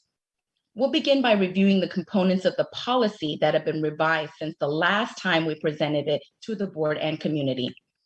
And to be perfectly transparent, not much has been changed outside of the language that was added at the beginning of the policy, which is written on this slide. Within this policy, we wanted to clearly define and delineate short-term independent study versus long-term independent study. For short-term independent study of less than 15 days, the existing practice of the original classroom teacher assigning independent work to be completed while the student is on independent study will remain the same. For long-term independent study, the provisions within this proposed policy will be the guide for our implementation plan. Also, in order to ensure that the policy remains consistent with the program that we're able to offer each school year, we have written in a commitment to annually review and revise the policy as needed. The last important revision was made throughout the document to ensure that language within the policy accurately reflects the program that we are able to offer. As much as we would like to be as aspirational as the example that was provided to us by CSBA, we believe that it was most important to ethically state our program reality. Therefore, any language that alluded to actions that we could not deliver due to resource parameters were taken out. Next slide, please. The rest of the policy remains consistent with the AB 130 requirements and AUSD implementation of the independent study program. These components are from the originally proposed policy and remain in this revised policy. And since we have already reviewed these requirements from my previous presentation, I will briefly provide an overview just to refresh our memories. Independent study shall be offered to students whose health would be at risk in the in-person environment. Independent study shall be voluntary. Independent study shall be provided by credentialed teachers. Minimum period of time for independent study is 5 consecutive days. Next slide, please. Independent study assignments shall be completed no more than 2 weeks after assigned for all grade levels and types of assignments. Evaluation of program fit will be conducted whenever a student fails to make satisfactory educational progress. Superintendent or designee shall ensure content alignment to grade level standards. Next slide, please.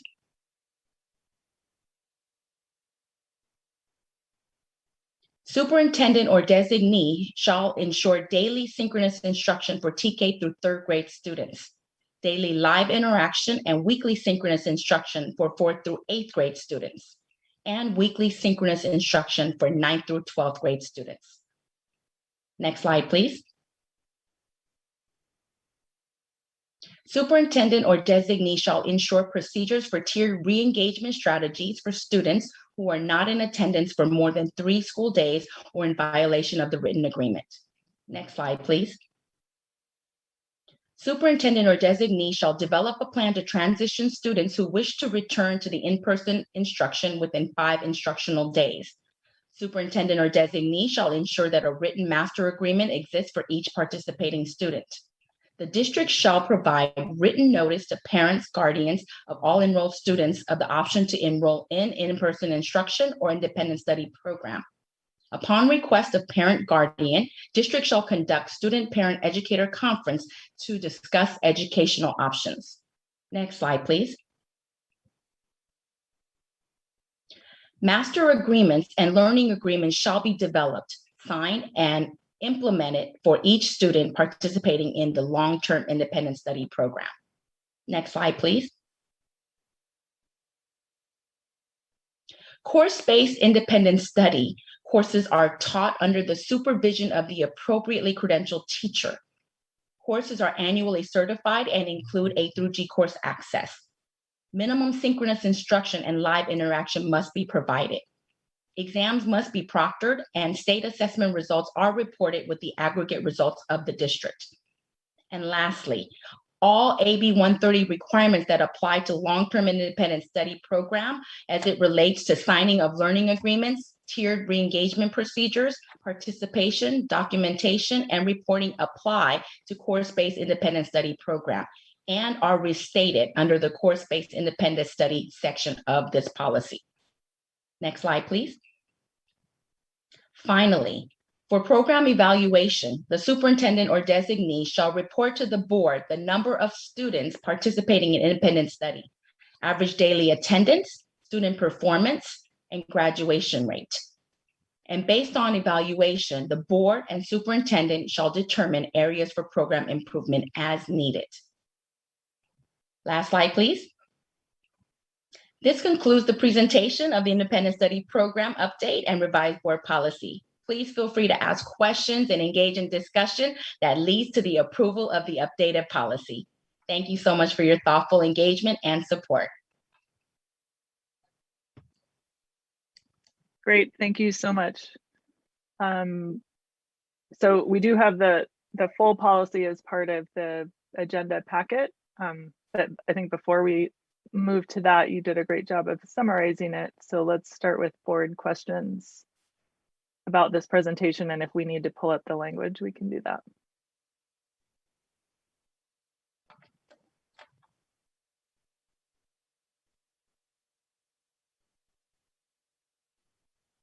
I have one. Oh, go ahead, Vice President Doss. There was a question that was mentioned earlier by a parent that asked for the program to be increased and for the time to be increased. So I was wondering if you could kind of just speak to what the limitations are around there, why we can or cannot do that.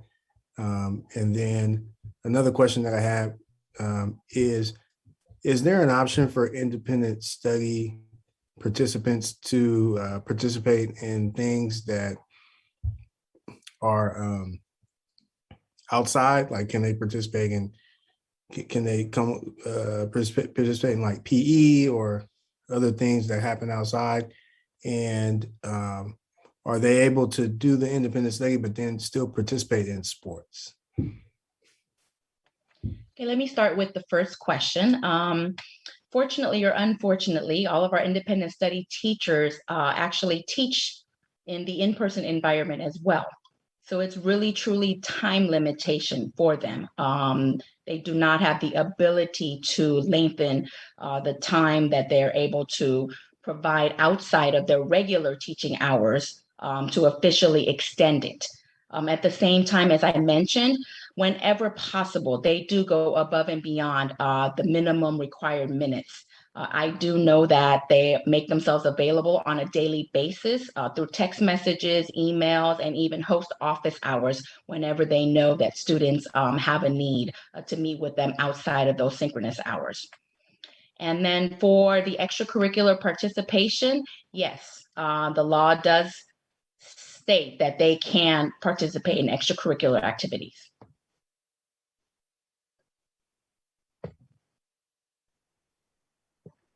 Did you have another question? Yeah, so specifically, if I had a student that was participating in independent study and they wanted to come on campus to do PE, but then they didn't feel comfortable being inside a classroom, they could potentially sign up for that, or?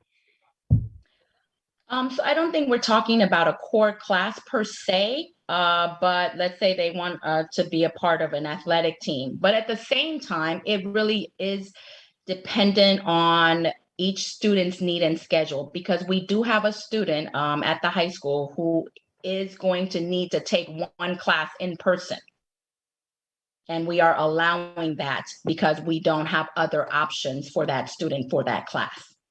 So again, it is really individualized and dependent on the needs of the students. Okay, those are all my questions. Trustee Duran. Okay, I had 3 questions. One is talking about the teachers that are providing the support to these students. What kind of support are we providing these teachers? So as I mentioned, Ms. Jen Gripman is really serving as their one-on-one coaches, meaning, again, working with them to design curriculum or design lessons that would be engaging, and as well as their grade level collaborators. So many of these teachers are working with their grade level teams to, again, lesson plan and make sure that they are able to provide their independent study students with the same type of curriculum that is being offered for the in-person students. I guess related to this first question is, are they having like substitutes in order or for them to be able to provide instruction during the regular school day? No, so these are during their prep times. Prep times, okay, that's, okay, my second question was, I know you mentioned about trying to work with other teachers to align what's going on in the classroom. So I'm wondering, in addition to the textbooks that the students are given, are they provided with, like, for the parents, a pacing outline, where the parents know these are the skills based on the standards, and it takes about a month's time, or the teachers in the classroom are spending 2 weeks on certain things? You had mentioned like place value in 3rd grade.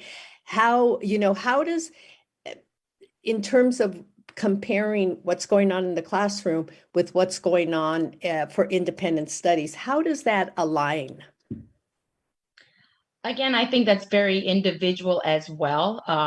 We know that we do not per se have a district pacing guide. And so individual teachers and individual grade level teams work together to come up with the curriculum and the pacing for their teams. And that is why we developed that online resource website, which has the grade level standards for each of the grade spans, as well as the reading list and all of the rich resources that could really complement their curriculum. I guess, and specifically, sorry, if I could just ask you just a follow-up question on that. So I do understand the parents are getting the standards, but how do they know sort of when they should be, as to how the kids are being introduced to certain skills or ideas that they need to be able to master, especially given that they're going to be expected to take the spring test, the state mandated test? And how do we know that the kids in independent studies are going to be keeping up with all that knowledge that they need to know to be able to pass the test? again, our independent study teachers are doing that job. They're the ones who will be articulating that to the students and the families. And just like in our in-person environment, each teacher has their individual way of delivering instruction, of delivering messages, and our independent study teachers also have that type of flexibility at the same time because they are collaborating with their in-person colleagues. I really believe that they are doing their best to stay on pace with what is happening in the classrooms. Okay, and my last is more like an issue around equity and trying to provide the kids that are at home with somewhat of, equitable educational learning. And I'm wondering if, in terms of concerns that parents may have, if there's a possibility of doing some kind of bi-monthly survey of the families, and or you're being available to Zoom with the families once or twice a month, so that as issues come up, it doesn't take them a long time to be able to get those issues addressed. That the district is providing some form of communication so that their needs can be responded to. Sure. That's a very good suggestion. Again, I do communicate with individual families. Many families have reached out to me if they had questions or even concerns or any requests, and I've been able to respond to them individually, but holding a group forum may be very helpful. Thank you. Thanks. Trustee Lira. Thank you. So yeah, I love the idea of the group forum and getting input. Like, one of my questions was going to be about like if students and parents have the opportunity to give their own feedback on this program, especially student input, I think is important to hear from the students that are directly receiving this instruction. But yeah, I love the idea of having a forum for that. My other question was about the grading system that is being used for these students in these programs. I'm curious, is the work submitted by the students, is that graded by the singular teacher that is associated for each grade? I'm wondering, is that I don't know, for lack of a better way of saying this, is that effective in the students learning? I think for certain classes, at least when I'm thinking of AP courses, and maybe this is a question to ask for the students that are involved, that are being taught this, but I'm just wondering if this grading system is the same that is held in regular teaching environments and in-person learning, or if the teachers are grading based off of what the teachers in their grade level have given them. I don't know if that was coherent. Did that make sense? Yes, I think so. And I think there's a combination of both. I think in elementary, it is more collegially decided, perhaps, as a result of collaboration and calibrating together on what would amount to an A versus a B, or satisfactory versus needs improvement. Whereas I think at the secondary level, it is more finite.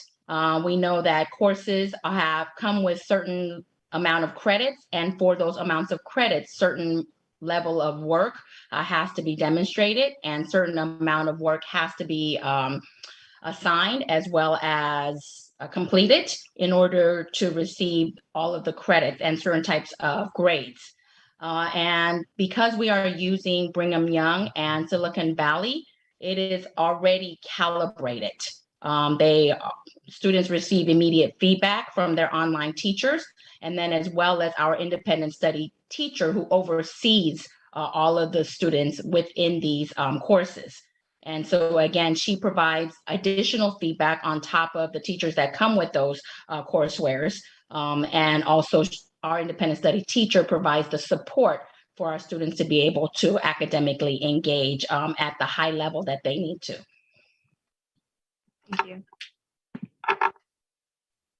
Trustee Boyd.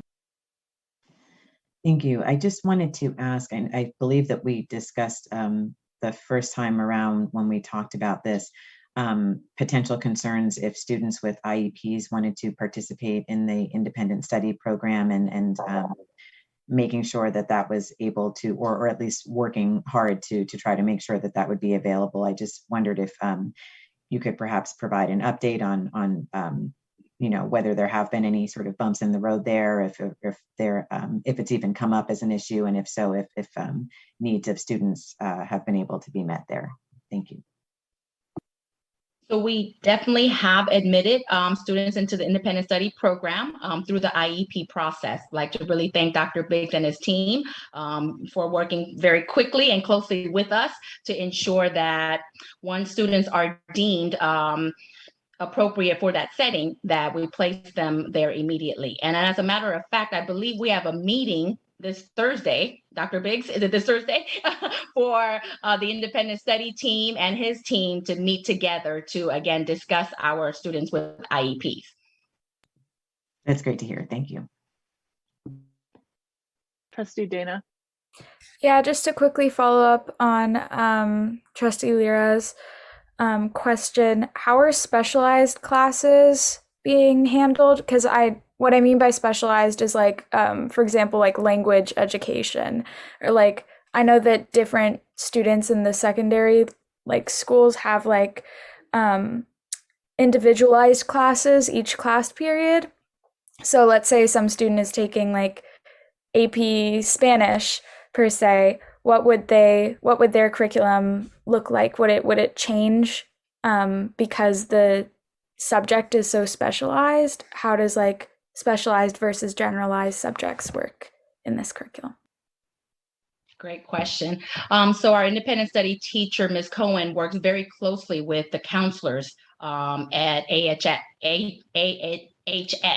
Albany High School, to, again, look at their schedules. So students have already been given schedules at the beginning of the school year before they chose to go into the independent study environment. So based on those schedules, we have found equivalent courses either through BYU, Silicon Valley, or the local community college. So those are all of our options.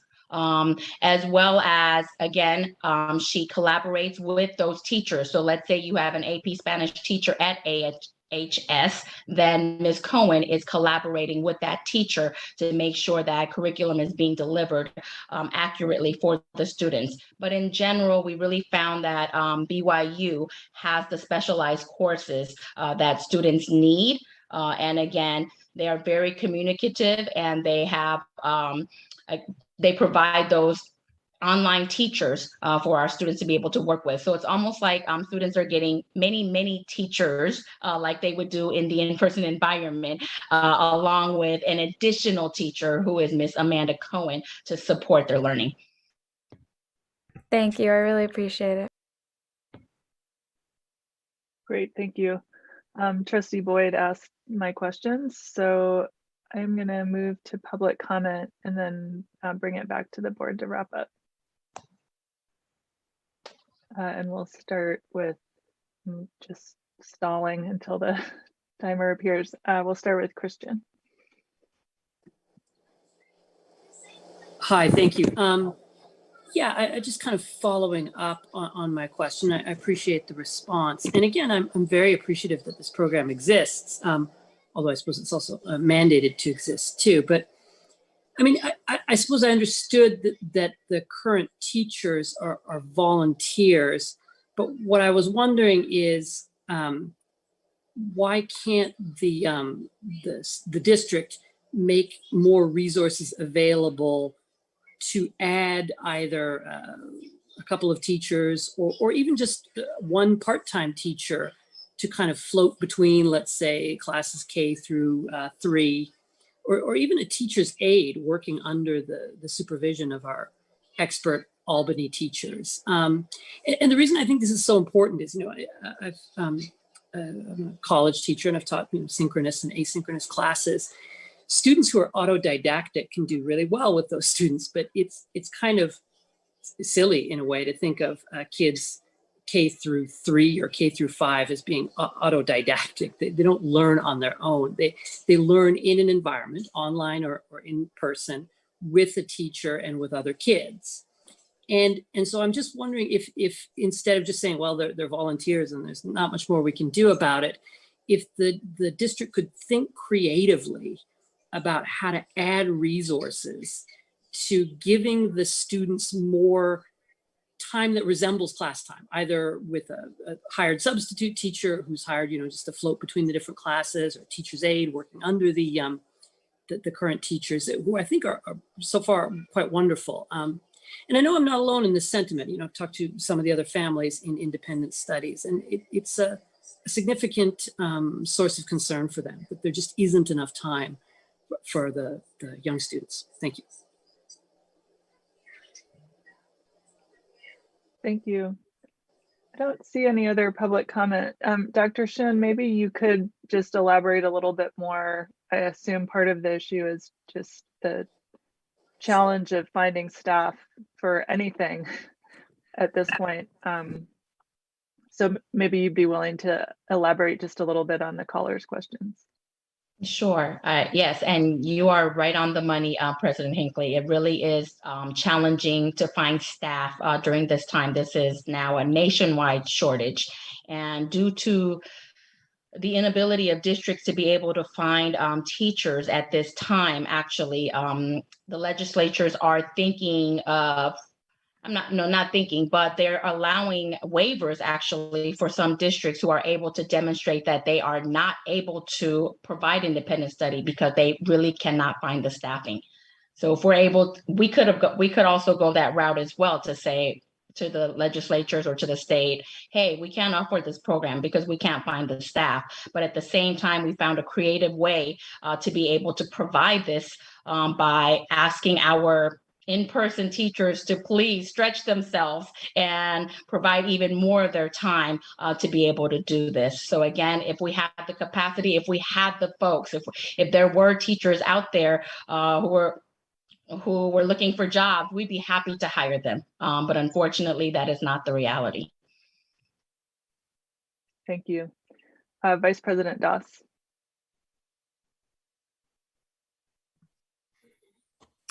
Yeah, I was hoping that we could take a look at some options for our independent study students at the elementary school level.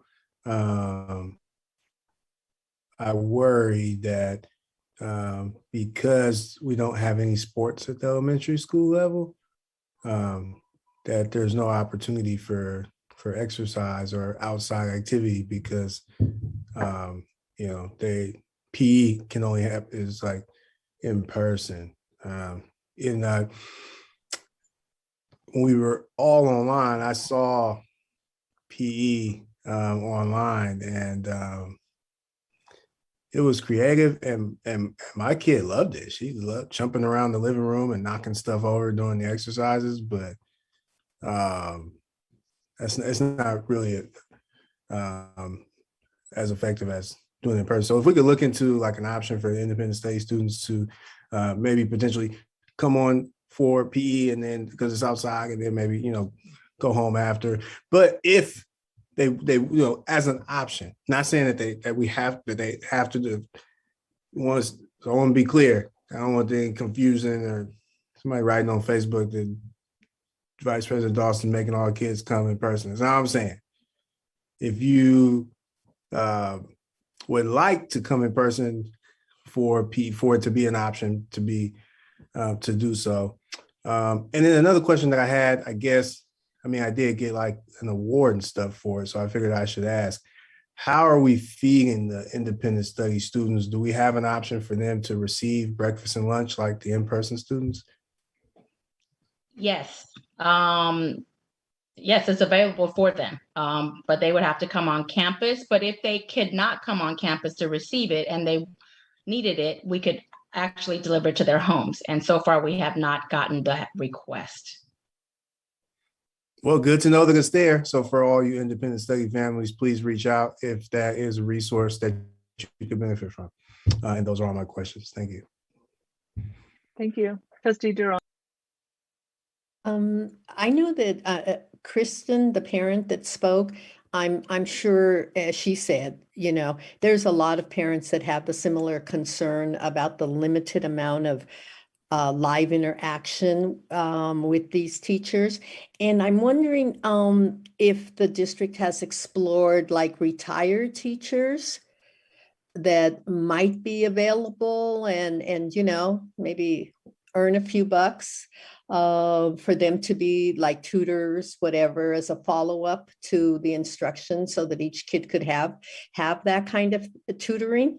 And or I don't know about our after school paras, if they are working during class time in classrooms, or are they just after school instructors, and whether they might be interested in having their hours extended and being able to tutor online these kids.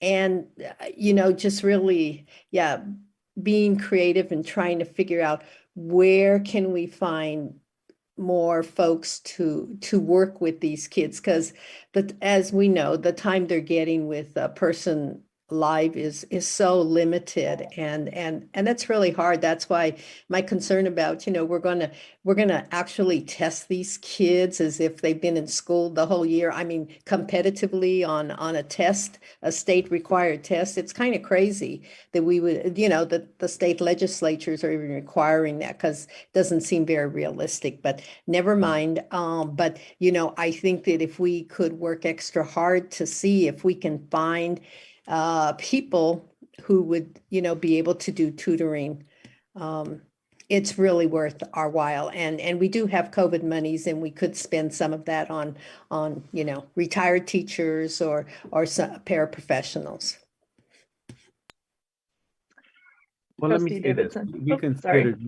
We considered many options, and one of the options was not an option for us, and that was contracting with a neighboring district like West Contra Costa County, and have our kids go there to get more time.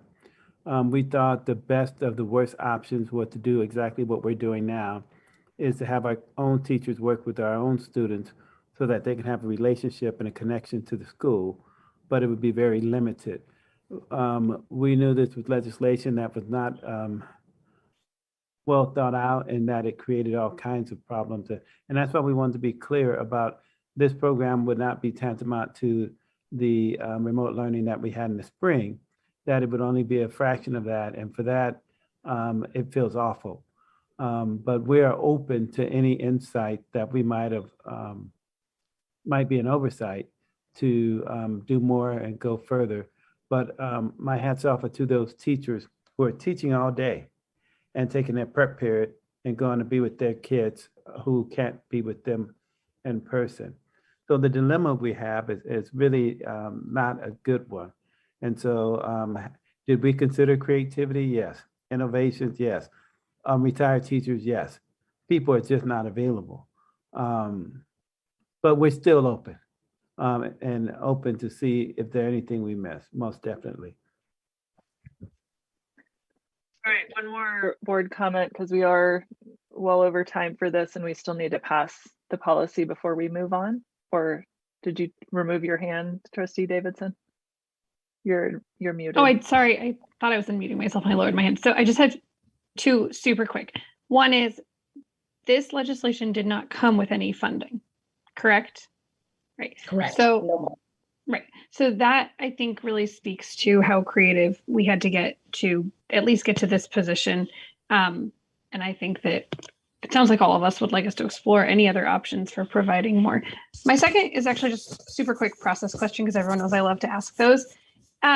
Just so I know how this goes in the future.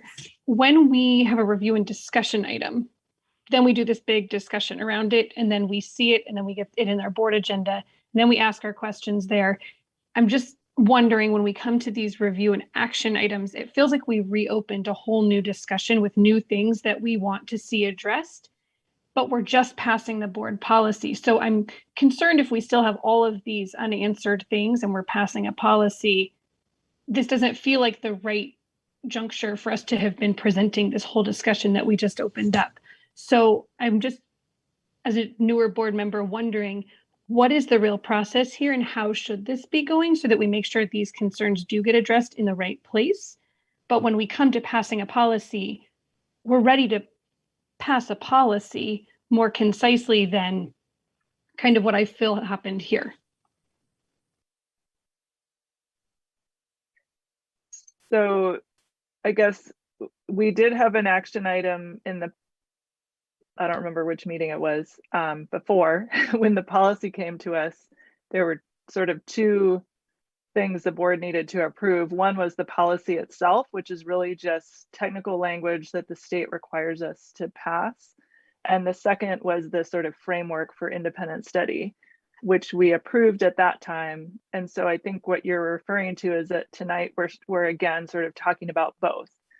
The policy itself, which is, you know, relatively bare bones and is not intended to include all of the detail about where are you going to find teachers and what time are these things going to take place. But the board had asked to be kept updated about how the program was actually going.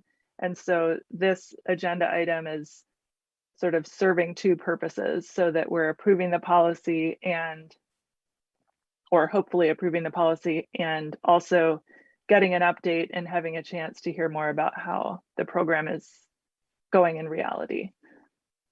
I guess that would be really helpful to have it sort of put in the agenda that way so we know what to anticipate, because I did not prepare questions for this to have in a discussion tonight, and I probably would have had I thought that we were getting an update on how it was being implemented. So I just think that from that standpoint, you know, when we go through our reviewed action items, we're usually very efficient on a lot of those and we don't open up a huge discussion. So I was just very concerned as to what was happening here. Yeah, and I agree. I think the presentation was, I'm really happy that we had the presentation, the slideshow and so forth. It wasn't part of the agenda packet. So it will need to be uploaded after so that people can look back and see that piece. But yeah, I mean, we're all moving fast. So that's okay. So can I make a motion then, Yes. or do we all feel good? Okay. I move that we approve the AUSD board policy 6158 for independent study. Second.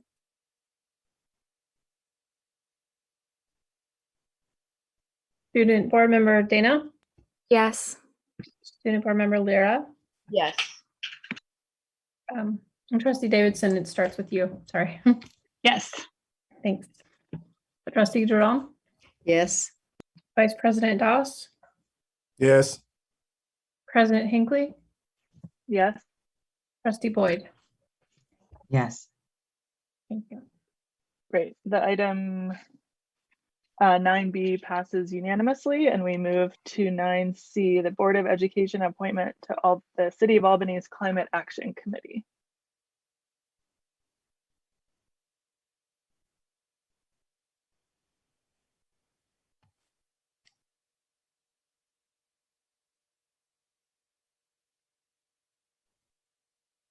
Ms. Shin, you've been great at facilitating these appointments. Can you proceed? Sure. So this is the City of Albany has an advisory body, the Climate Action Committee, and they have requested that the board appoint one member because there is a vacancy. They posted a MATI Act notice and extended it to allow high school students, they posted a MATI Act notice in July and then extended it to allow high school students to apply until this time. And at this point, we have 2 student applications that have been received. The Climate Action Committee meets tomorrow, and so the city would really like the board to make a decision this evening on one of the 2 applicants. The 2 applicants were Ava Klein and Miroslava Fusen. I'm sorry if I'm mispronouncing your last name. And they may be available tonight. They may be on the call. to address the board. But I'm not sure. I have to look in the participants. Mira's an attendee. Yeah. Okay. The applications were sent to trustees to protect confidential information. So that's basically it. Great, thank you. I just want to say before we start, the hardest thing to do is to choose from among people that want to participate in the work of the city, the district, etc. So it's like being asked to pick your favorite kid, right? So I just want to say in advance that we would all love to be able to appoint 2 students to the Climate Action Committee. I do just also want to note that we have an environmental action plan committee within the district, and we're always looking for student help and input on that committee as well. So there are a lot of opportunities for students to participate. So we'll take questions from the board, and then if I see Mira there, if Ava is there as well, if you could raise your hand so we can let you speak after board comment. Yeah, go ahead, Trustee Joan. I'm glad you mentioned what you did, President Hinckley, in terms of other options and possibilities, because I totally agree with you. It's so hard to make this kind of decision, especially when you look at their applications, and they're both qualified for this, unquestionably, for this position. And I'm wondering, do we do things like, or is it up to the city to have alternates if the student we select can't make a meeting, or that there's always the option of having an alternate for the second student? Because it's a city committee, I don't think we could do that. We could consider that for a committee that was governed by us, but we couldn't make that call for the city. So we will have to pick one. All right, so let's hear from, where'd she go? Oh, you're in the panel now. Let's hear from Mira. You're already a panelist, so I think you'll just have to unmute yourself. Yeah, okay, go ahead. Hello, everyone. I am Mira Fasoon. I am the class of 2023, and I am one of the applicants for the Albany Climate Action Committee.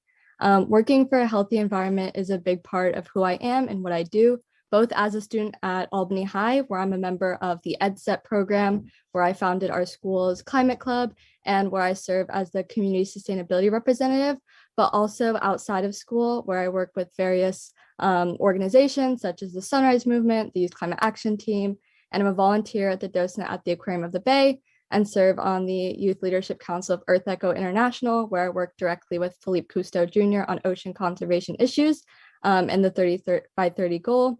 I've held internships in water law and conservation policies, and through EdSet, and currently interning at the UC Center for Climate Justice. I've served as a guest panelist on numerous statewide climate conferences, talking about how to engage others in your community and how individuals can also take action in their own communities regarding climate issues. I recently spoke for the UN on climate issues, which actually reached a global audience. So I was really thankful to have the opportunity. Movement. I do work almost every day to help ensure that everyone has access to healthy air to breathe and clean water to drink, as well as the knowledge they need to take climate action now and reduce their carbon footprint. I'm passionate about climate change mitigation and climate resilience. It would be an honor to bring this passion and experience to the Albany Climate Action Committee. Thank you for your consideration. Great, thank you so much, Mira. So we have, as Ms. Shen said, we have 2 applicants, Ava and Mira, and sorry, Ava Klein, Mira Fasoon, and what I'd like to do is just go through using our roll call order, and each member just state the applicant that they would like to appoint to the committee. Okay. Student board member Dana. I'm going to have to abstain from this just because I know them both personally and they are both my friends. So, yeah. Okay. Student Board Member Lyra.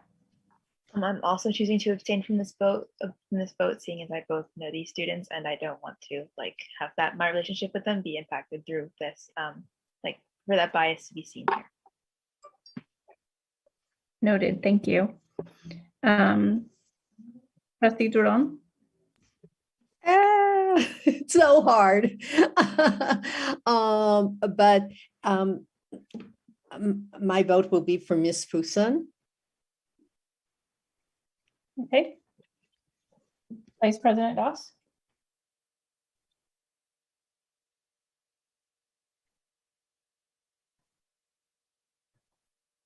I really don't like the idea of choosing between these students. So right after this meeting, I'm going to email the city council so they can change this because I don't like it. So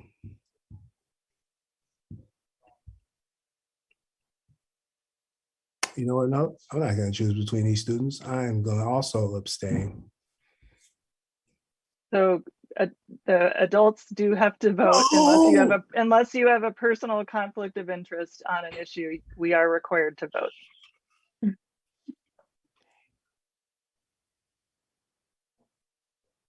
Mira.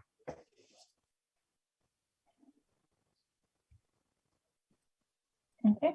President Hinckley. I'd like to appoint Ms. Fasoon. Trustee Davidson. Ava Klein. Trustee Boyd. Mira Fasoon. So the board appoints, sorry, that was everybody, right? Yes. Okay. I heard a noise and thought, oh no, I've finally forgotten somebody. So the board appoints Mira Fasoon to the Climate Action Committee. I will reiterate that we would love to have Ava and any other student join us in our other arenas of working on climate issues in the district. So thank you again, both of you, for applying. And we look forward to seeing more of you in the future. All right, we will move to item 9D, Independent Contractor Services Agreement between AUSD and ALC schools.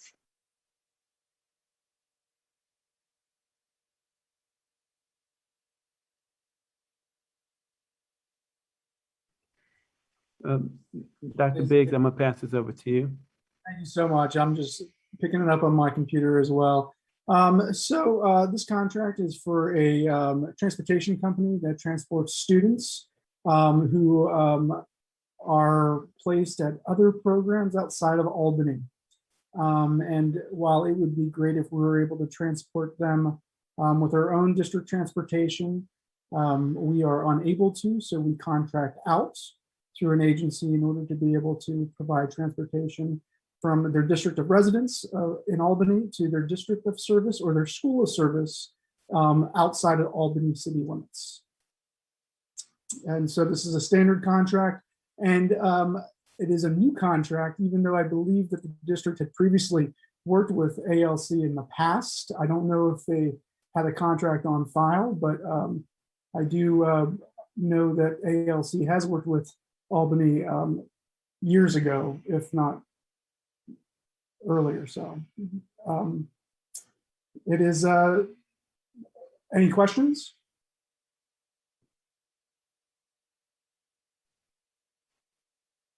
Thank you. Any questions, board, or a motion for this item?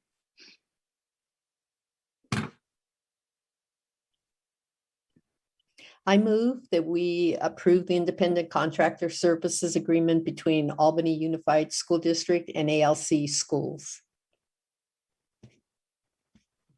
Second.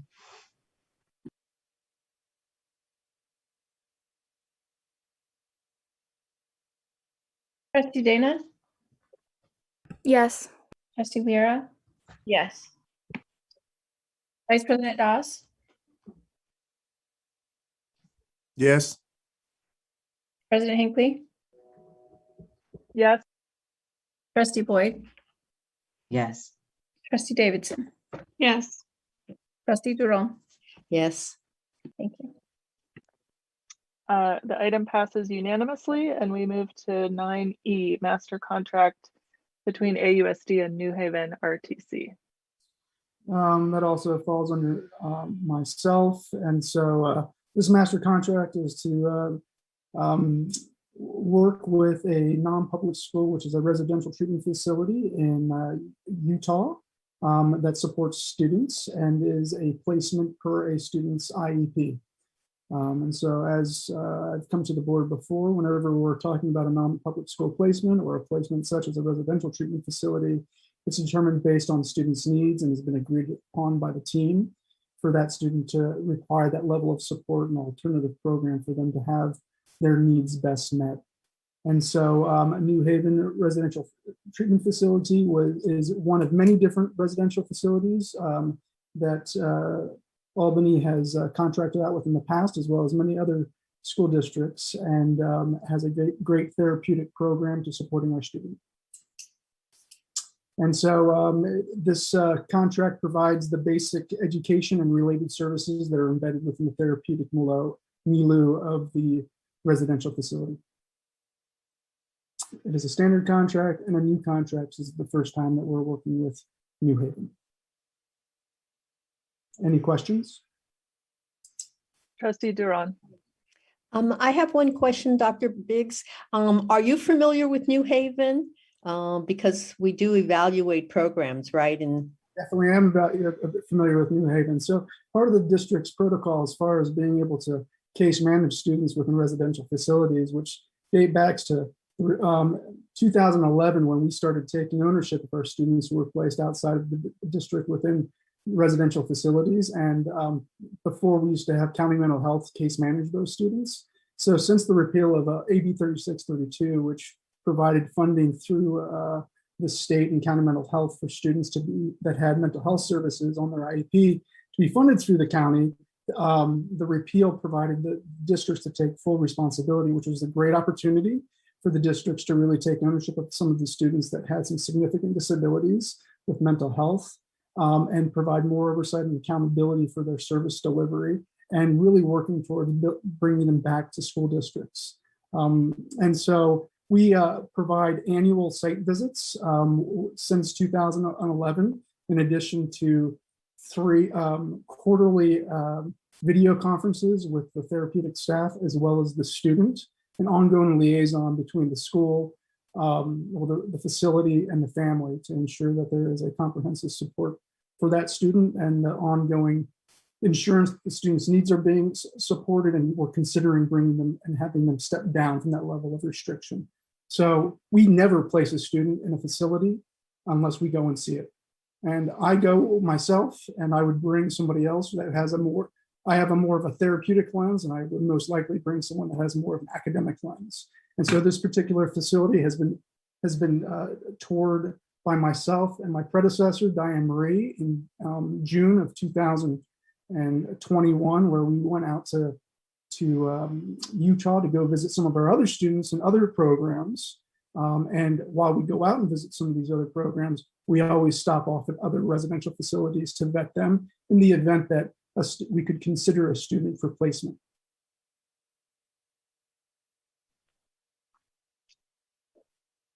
Does that answer your question? Any other questions, board, or a motion on this item? I'd like to move that we approve the contract between Albany Unified School District and New Haven RTC. I second that.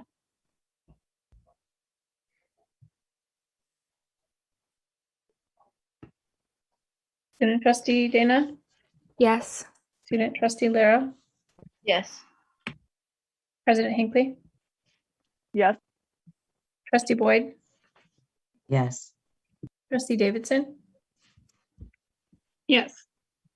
Trustee Duran? Yes. Vice President Doss? Yes. Thank you. That item passes unanimously, and we move to 9F, the 2020-21 unaudited actuals financial report. And that's done by our CBO CPA, Jackie Kim. Thank you, Superintendent Wells. Okay, good evening, Board, Superintendent Wells, and Albany community. Let me share my screen. Okay.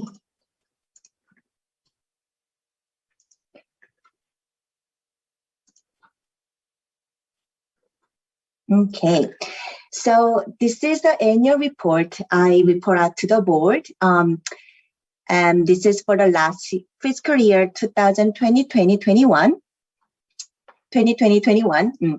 And this is very special to me because this is the only report I bring the actual numbers. It's not projected, it's not budget numbers. So this is only the actual numbers, what it happened in the last fiscal year. Okay. So by September 15th, school districts are required to submit an audit action report to the County of Ed and to the state.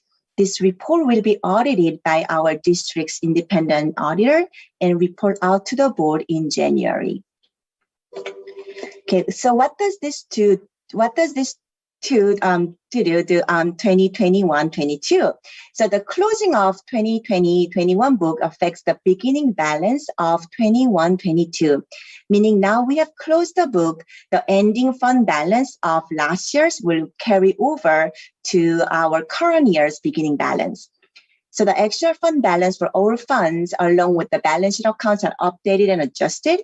And this adjustment in the current year will be seen on the first interim report, which I will bring it to the board in December 2021. And the grant carryover funds are posted for the new year, which is this fiscal year after the board accepts the unaudited actual report this evening.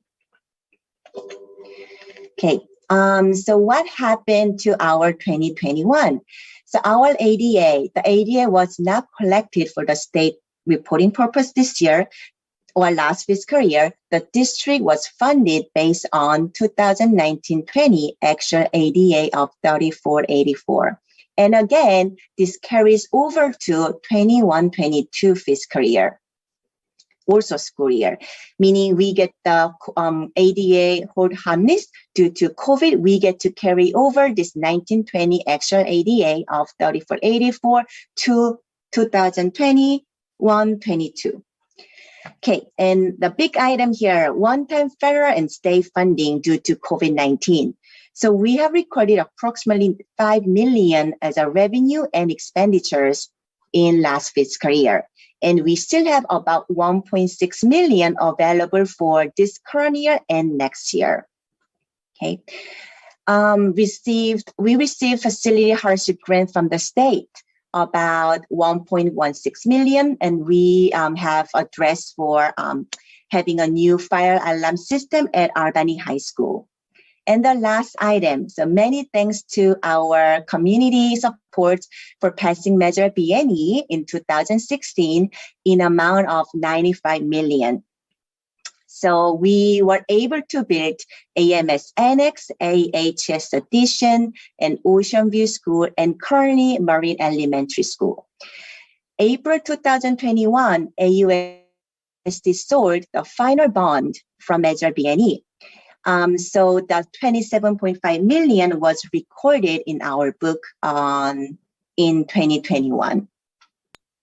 CBO Kim, can I, sorry, interrupt you for a second? I think Sure. you're talking through the slides, but the slides aren't moving. I don't know if you're intending to.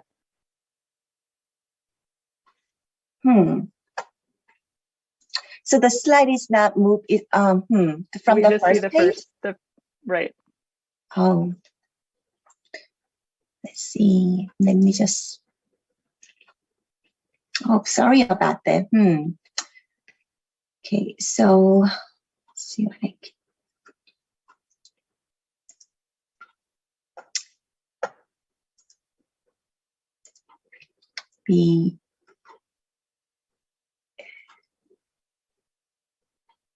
Do you still see the first page?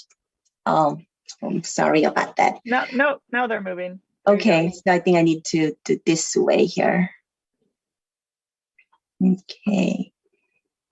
So this is what I just went through. Okay, so should I just move forward or? I think so. Yeah, that we can refer to them if folks need to go back. Just know that everything she said is on a slide if we need to go back to it. So now let's look at the unrestricted general fund. So this column here, the first column, estimated, meaning projected, and this is the number budgeted that I brought to the board in June, and the unaudited, meaning the actual numbers that we are bringing to this evening to the board. So the variances for between the estimated revenues and unaudited revenues expenditures, which is the net income or net loss, we have a variance of 16,116. It's about 0.2%. Okay, and we have the fund balance. At the end, we have about 163,683. So that means usually we hear about like, okay, let's shake the tree. What money is falling off the trees? This year, we made a really, really good progress, meaning we've been tightening the budget a lot, and we really monitor the budget very closely. So then we really don't have any money falling off the trees. So really 160,000, which is very little variance between the budget and actual numbers.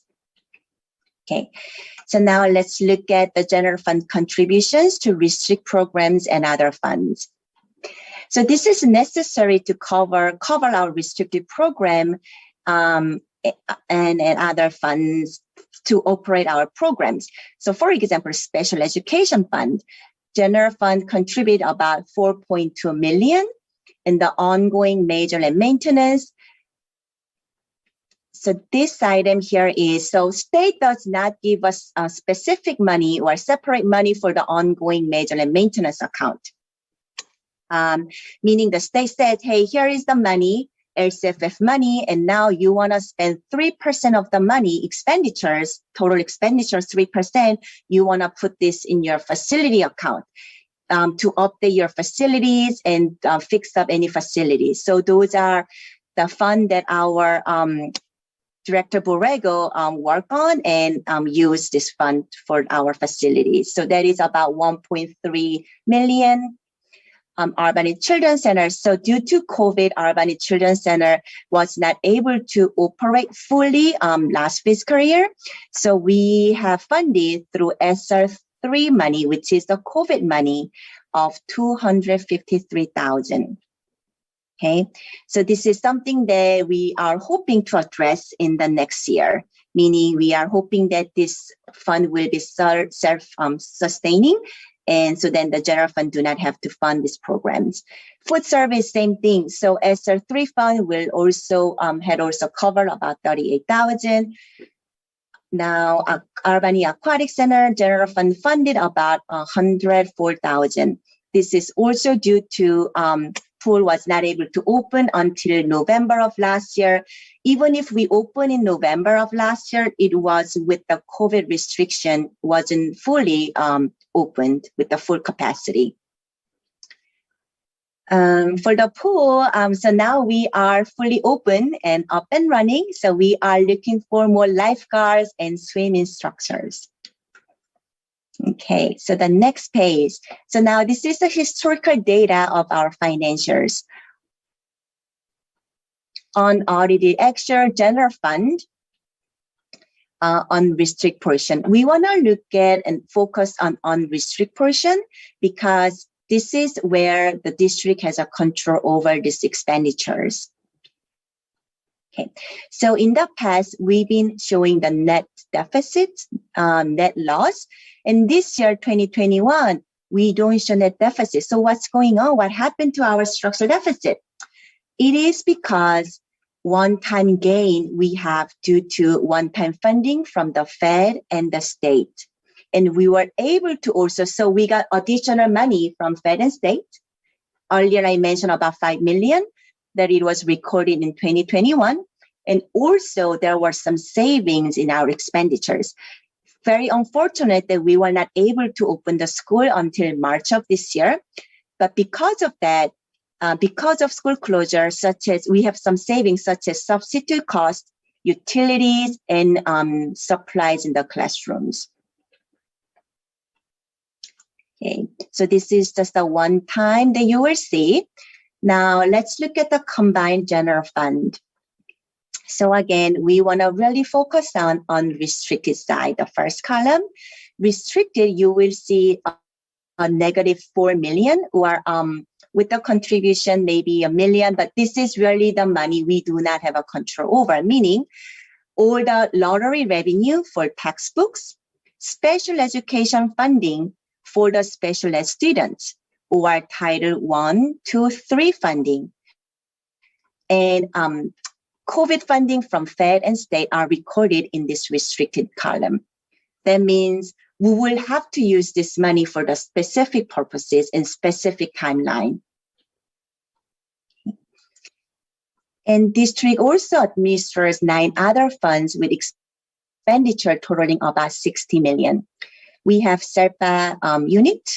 These funds really account for pass-through revenues and disbursement for SERPA, which include Berkeley, Piedmont, Alameda, Emeryville, and Albany Unified School District.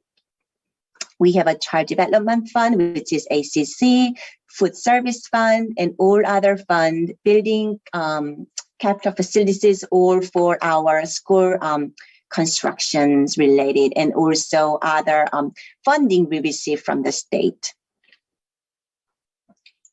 Okay, so here is the number for the fund that we just went over.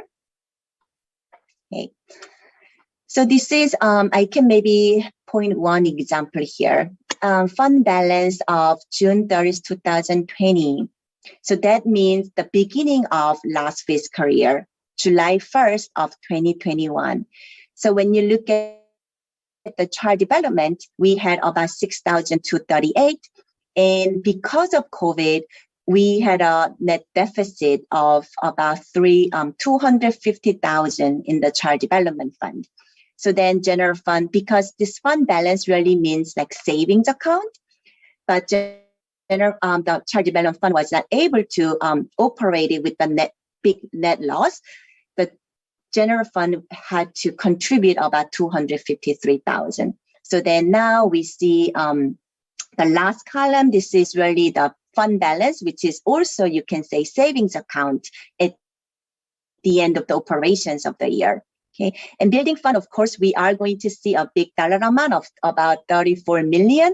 So then we can build Marine Elementary School, and this is a June 2021 information, meaning we still have some money for the Ocean View. Okay, so the next steps. So we'll have to continue monitor the enrollment.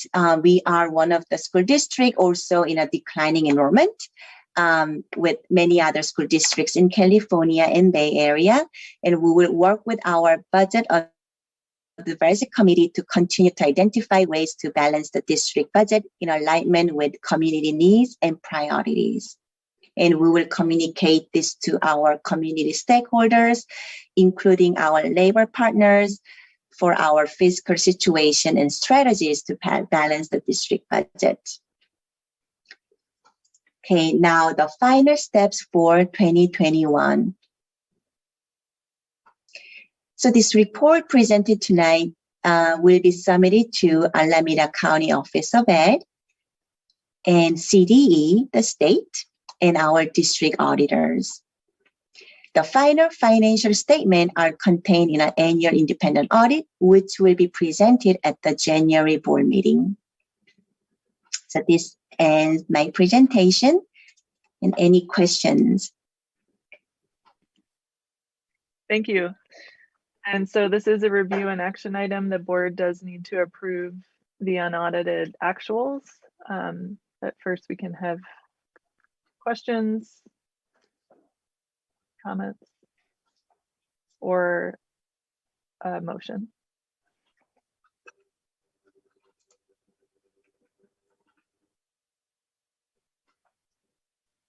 Vice President Doss. Thank you. Can you pull back up the presentation just so I can use it for the motion? While you're doing that, as always, CBO Kim, thank you very much for a wonderful, well-informed presentation. I'm not gonna pretend to be on your level of expertise. So I'm not gonna try and throw any numbers out there, or do any math and ask you any questions like that.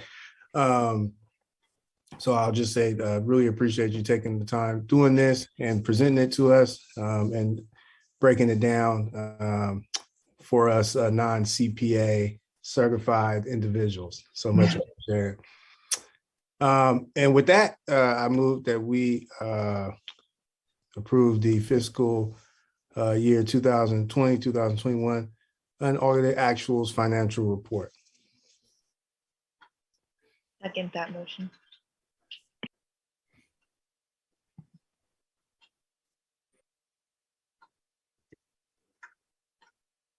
Kim, could you? Thank you. Okay, we'll do a roll call. Student trustee Dana? Yes. Student trustee Lara? Yes. Trustee Boyd? Yes. Trustee Davidson? Yes. Trustee Durand? Yes. Vice President Doss? Yes. President Hinckley? Yes. Thank you. The item passes unanimously, and we now move on to our ever patient Director Borrego for a series of short review and action items, starting with 9G, the Independent Contractor Services Agreement with Stock for CHPS Commissioning Agent Services for Marin. Thank you, and good evening, Board President Hinckley, board members, and the Albany community. The first item this evening is that we're asking the board to approve the agreement with Stock Incorporated for CHIPS, that is the Collaborative for High Performing Schools Commissioning Agent Services for the Marin Rebuild Project. These services are being requested based on 2 resolutions that were passed in 2016. The first was to promote sustainability and the design and construction of high performance schools. The second resolution was to follow the guidelines and best practices of CHIPS, and by making schools a better place to learn. The requirements for CHIPS is that these services or this commissioning be done by a third party, which is why we're requesting Stock to do that. This commissioning is above and beyond the normal commissioning that would be done with a new construction project. It falls into 3 phases or 3 categories: the design, the construction, and the acceptance phase. And these services are part of the approved budget. Are there any questions?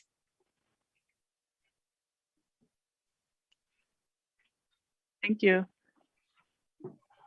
Questions, board, or a motion?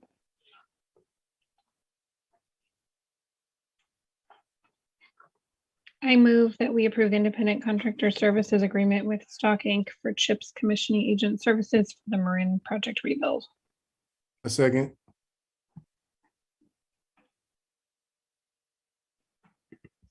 Student trustee Dana? Yes. Student trustee Lara? Yes. Trustee Davidson? Yes. Trustee Durand? Yes. Vice President Doss? Yes. President Hinckley? Yes. Trustee Boyd? Yes. Thank you. Great. Item 9G passes unanimously, and we have 9H, Independent Contractor Services Agreement with Kleinfelder for geotechnical observation and materials testing for Marin. With this item, we're asking the Board of Trustees to review and approve the Independent Contractor Services Agreement with Kleinfelder for geotechnical observation and materials testing services for the Marin Rebuild Project. And these services are required by DSA, that is the Division of State Architect. Approximately a year and a half to 2 years ago, Kleinfelder did a preliminary report. And now that the district is moving forward with the design build process, The geotechnical and observation materials testing that is required by DSA is not going to be performed. These services include observation of all the earthwork, compaction, and other site work that is standard part of new construction. This services are going to be on a time and material basis with a not to exceed amount. And these services are also part of the approved project budget for the Marin project. Are there any questions?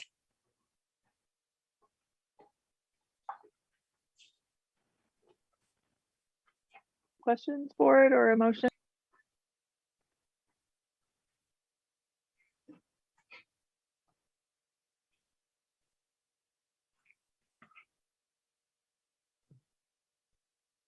Okay, I move that we approve the independent contractor services agreement with Kleinfelder Inc. for geotechnical observation and materials testing services for the Marin rebuild project. I second that.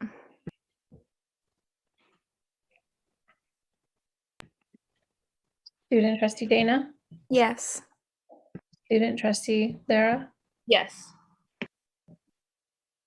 trustee Durong, Yes. vice president Doss, Yes. president Hinckley. Yeah.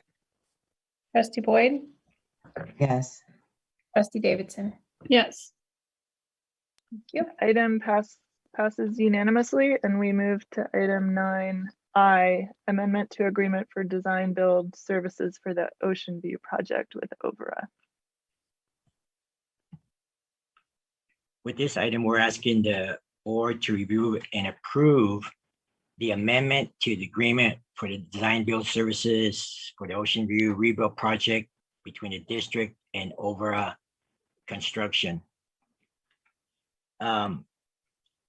This is an item that the board has been looking forward to. It is considered the final closeout amendment to the project. And then it's broken down into 3 categories: design enhancements, unforeseen condition, and agency requirements. And once it's fairly lengthy, but once we complete it, all these items will be causing the project to be completed within the approved budget. Under design enhancements, change order 52, there was, because of the new rooftop units, additional construction was needed. On change order 64, a receptacle was needed to be relocated for the OFCI projector controls. On change order 72, these are for paint on 2 of the buildings to cover the cost for to better match the blue on the adjacent buildings. Change order 83 is a credit. The Albany Fire Department, they revised their previously improved requirements for that entrance, and so overall construction was no longer required to install the gate. So there was a small credit there. Change order 84 is a credit for light fixtures in the NPR building, both in the kitchen and in the main area, as the district has decided to upgrade those fixtures. So there was another additional small credit there. Under the unseen for conditions, prior to re-energizing one of the electrical panels, it was discovered that there was a bad bus bar, and so that needed to be replaced.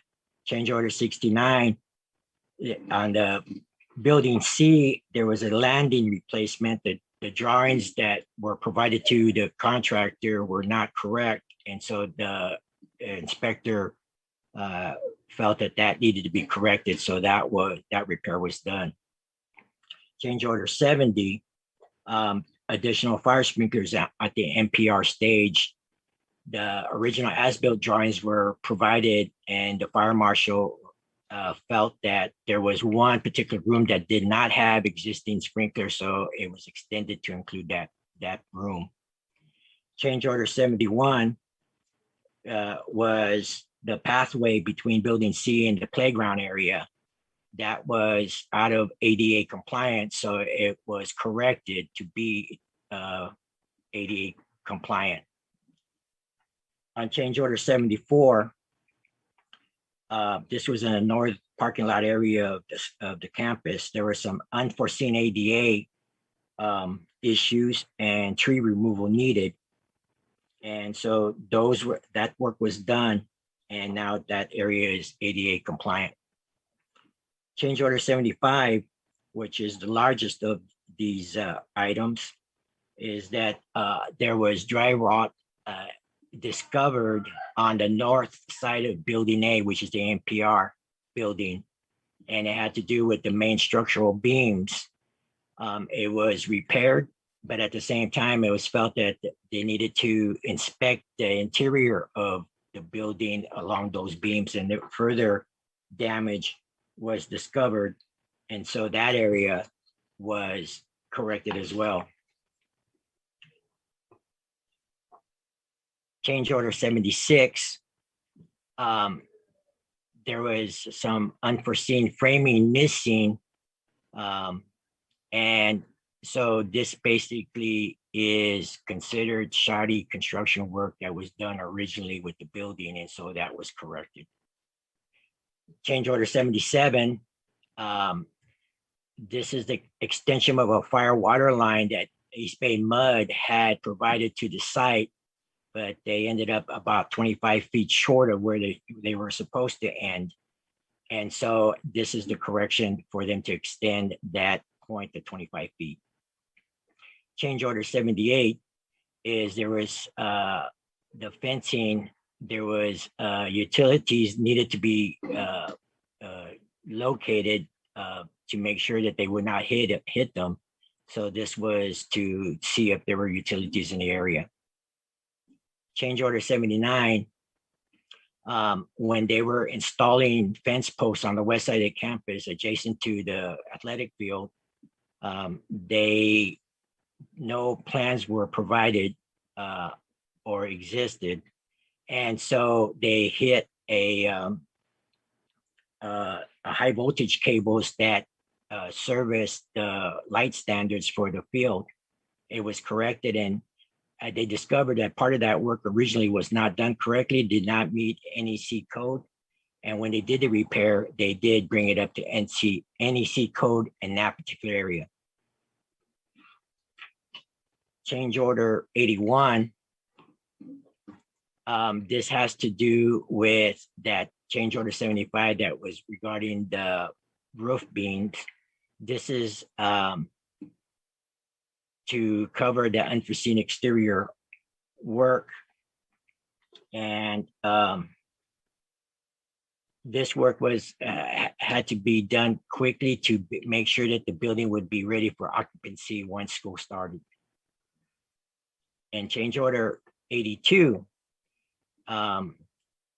this item covers several areas or items in building C, the NPR, there was gates, fence work, landscaping, and other areas. And this item completes the unforeseen conditions. The last category is agency requirements. This was the monthly costs that the project incurred as a result of the county of Albany, county of Alameda, requiring that there be a full-time safety person on site because this project was considered a large construction project.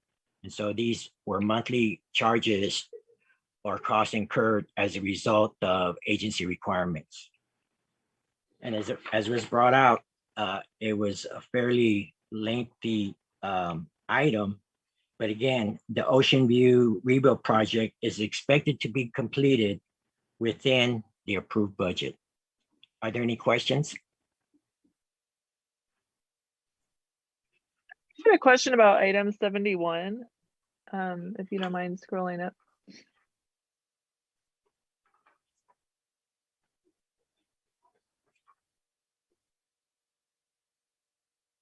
It's the second sentence says that DCA and the DSA project inspector will accept that some areas of the new concrete will exceed ADA slope requirements, so will not actually be compliant with ADA. I'm just trying to understand what that item means. Okay, overall, the area, and it had to do with the grade. There's an allowance that is given to meet that grade, and so basically that area required it to be repaired to be within grade, but because there's existing concrete that was not replaced, it caused some portions of it to remain not ADA compliant, but the percentage is so small that they find it acceptable.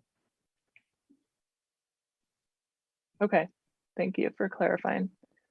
Trustee Duron. We've been handing out kudos tonight, and Mr. Borrego, I wanted to hand out one to you too, because this is so much technical information, and I know nothing about this area, and yet you provide it in a way that I really can understand. I really appreciate the way you describe each of these, and to me, it's an example of transparency, you know, where it's really clear, we're given all the information, it doesn't leave a whole lot of room for, you know, questions so much because of the way you present it. So I just really want to thank you for that, and keep it up. Although hopefully we're not going to have all these continued of unforeseen conditions. And I was wondering, and maybe that it's not for you, but more for CBO Kim, if the board is able to get a spreadsheet possibly in the future regarding the revenues and the expenditures for the Ocean View project. Sure, we can do that, of course. Okay, thank you.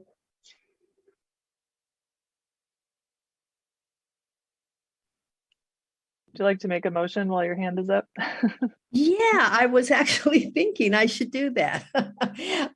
So I would like to move that the board approve this amendment to agreement for the design build services for the Ocean View Elementary rebuild project by and between Albany Unified School District and C. Overa and Company design build contractor. I second that motion.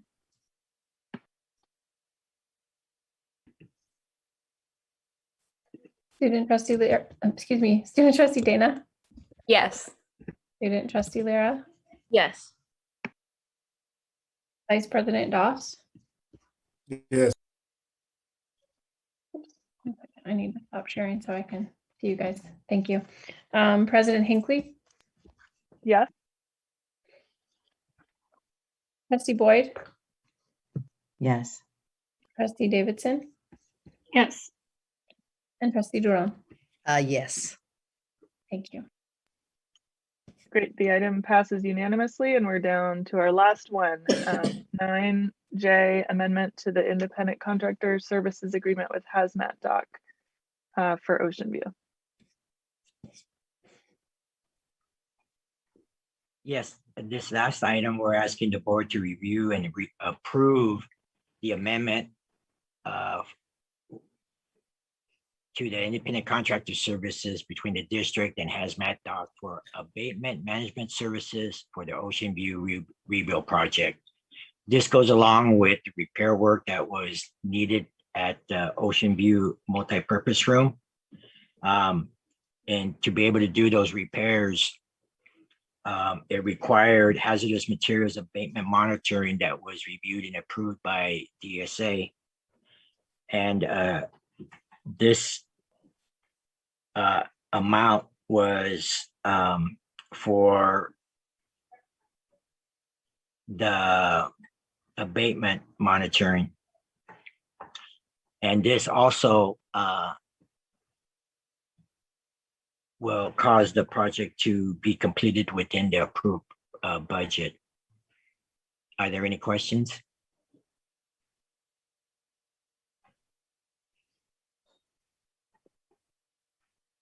Any questions, board, or a motion? I move that we approve the amendment to the independent contractor services agreement with Hazmat Doc for abatement management services for the Ocean View rebuild project. A second.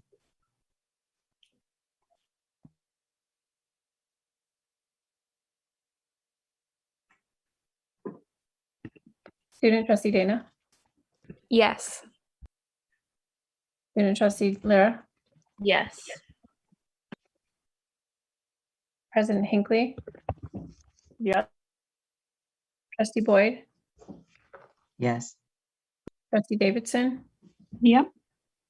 trustee Jerome, Yes. vice president Doss. Yes. Great. Item 9J passes unanimously, and we made up a lot of time in our meeting. You guys Thank were you. only 9 minutes, 11 minutes over. I will take future agenda items.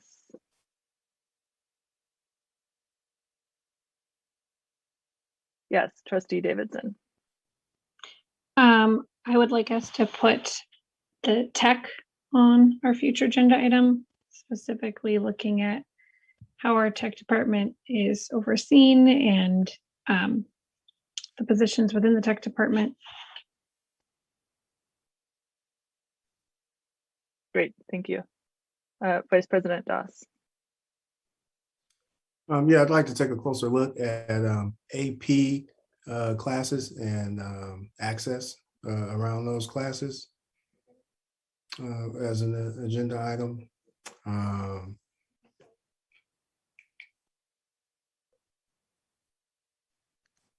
Okay. Did you have another one?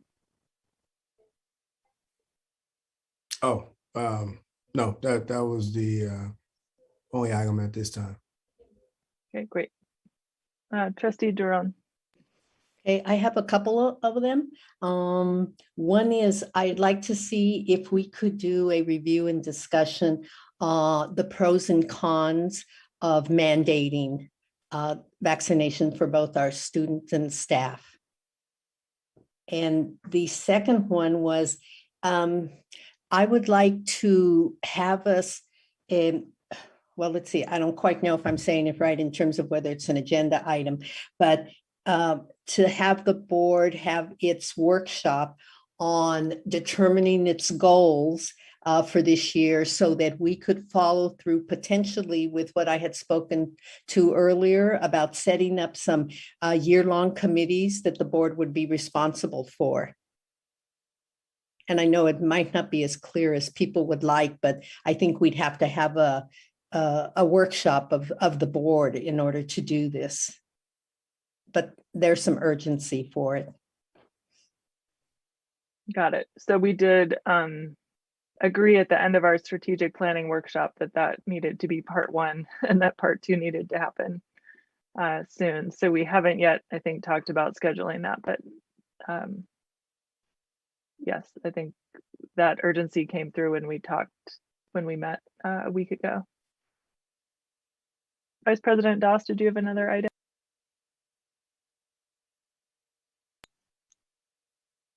No, I think I just didn't put my hand down. Sorry. Okay. Yeah, Trustee Lyra. This was mentioned earlier in this meeting, and I'm not sure who would take this one on, but I'm curious about rainy day preparations across the different school sites, and how rainy days will be treated because of COVID-19 when it comes to eating outdoors. Great, thank you. So I'll make sure these items get added to our issues bin and discussed in our agenda meeting Thursday. All right, thanks everybody. Have a great rest of the week and see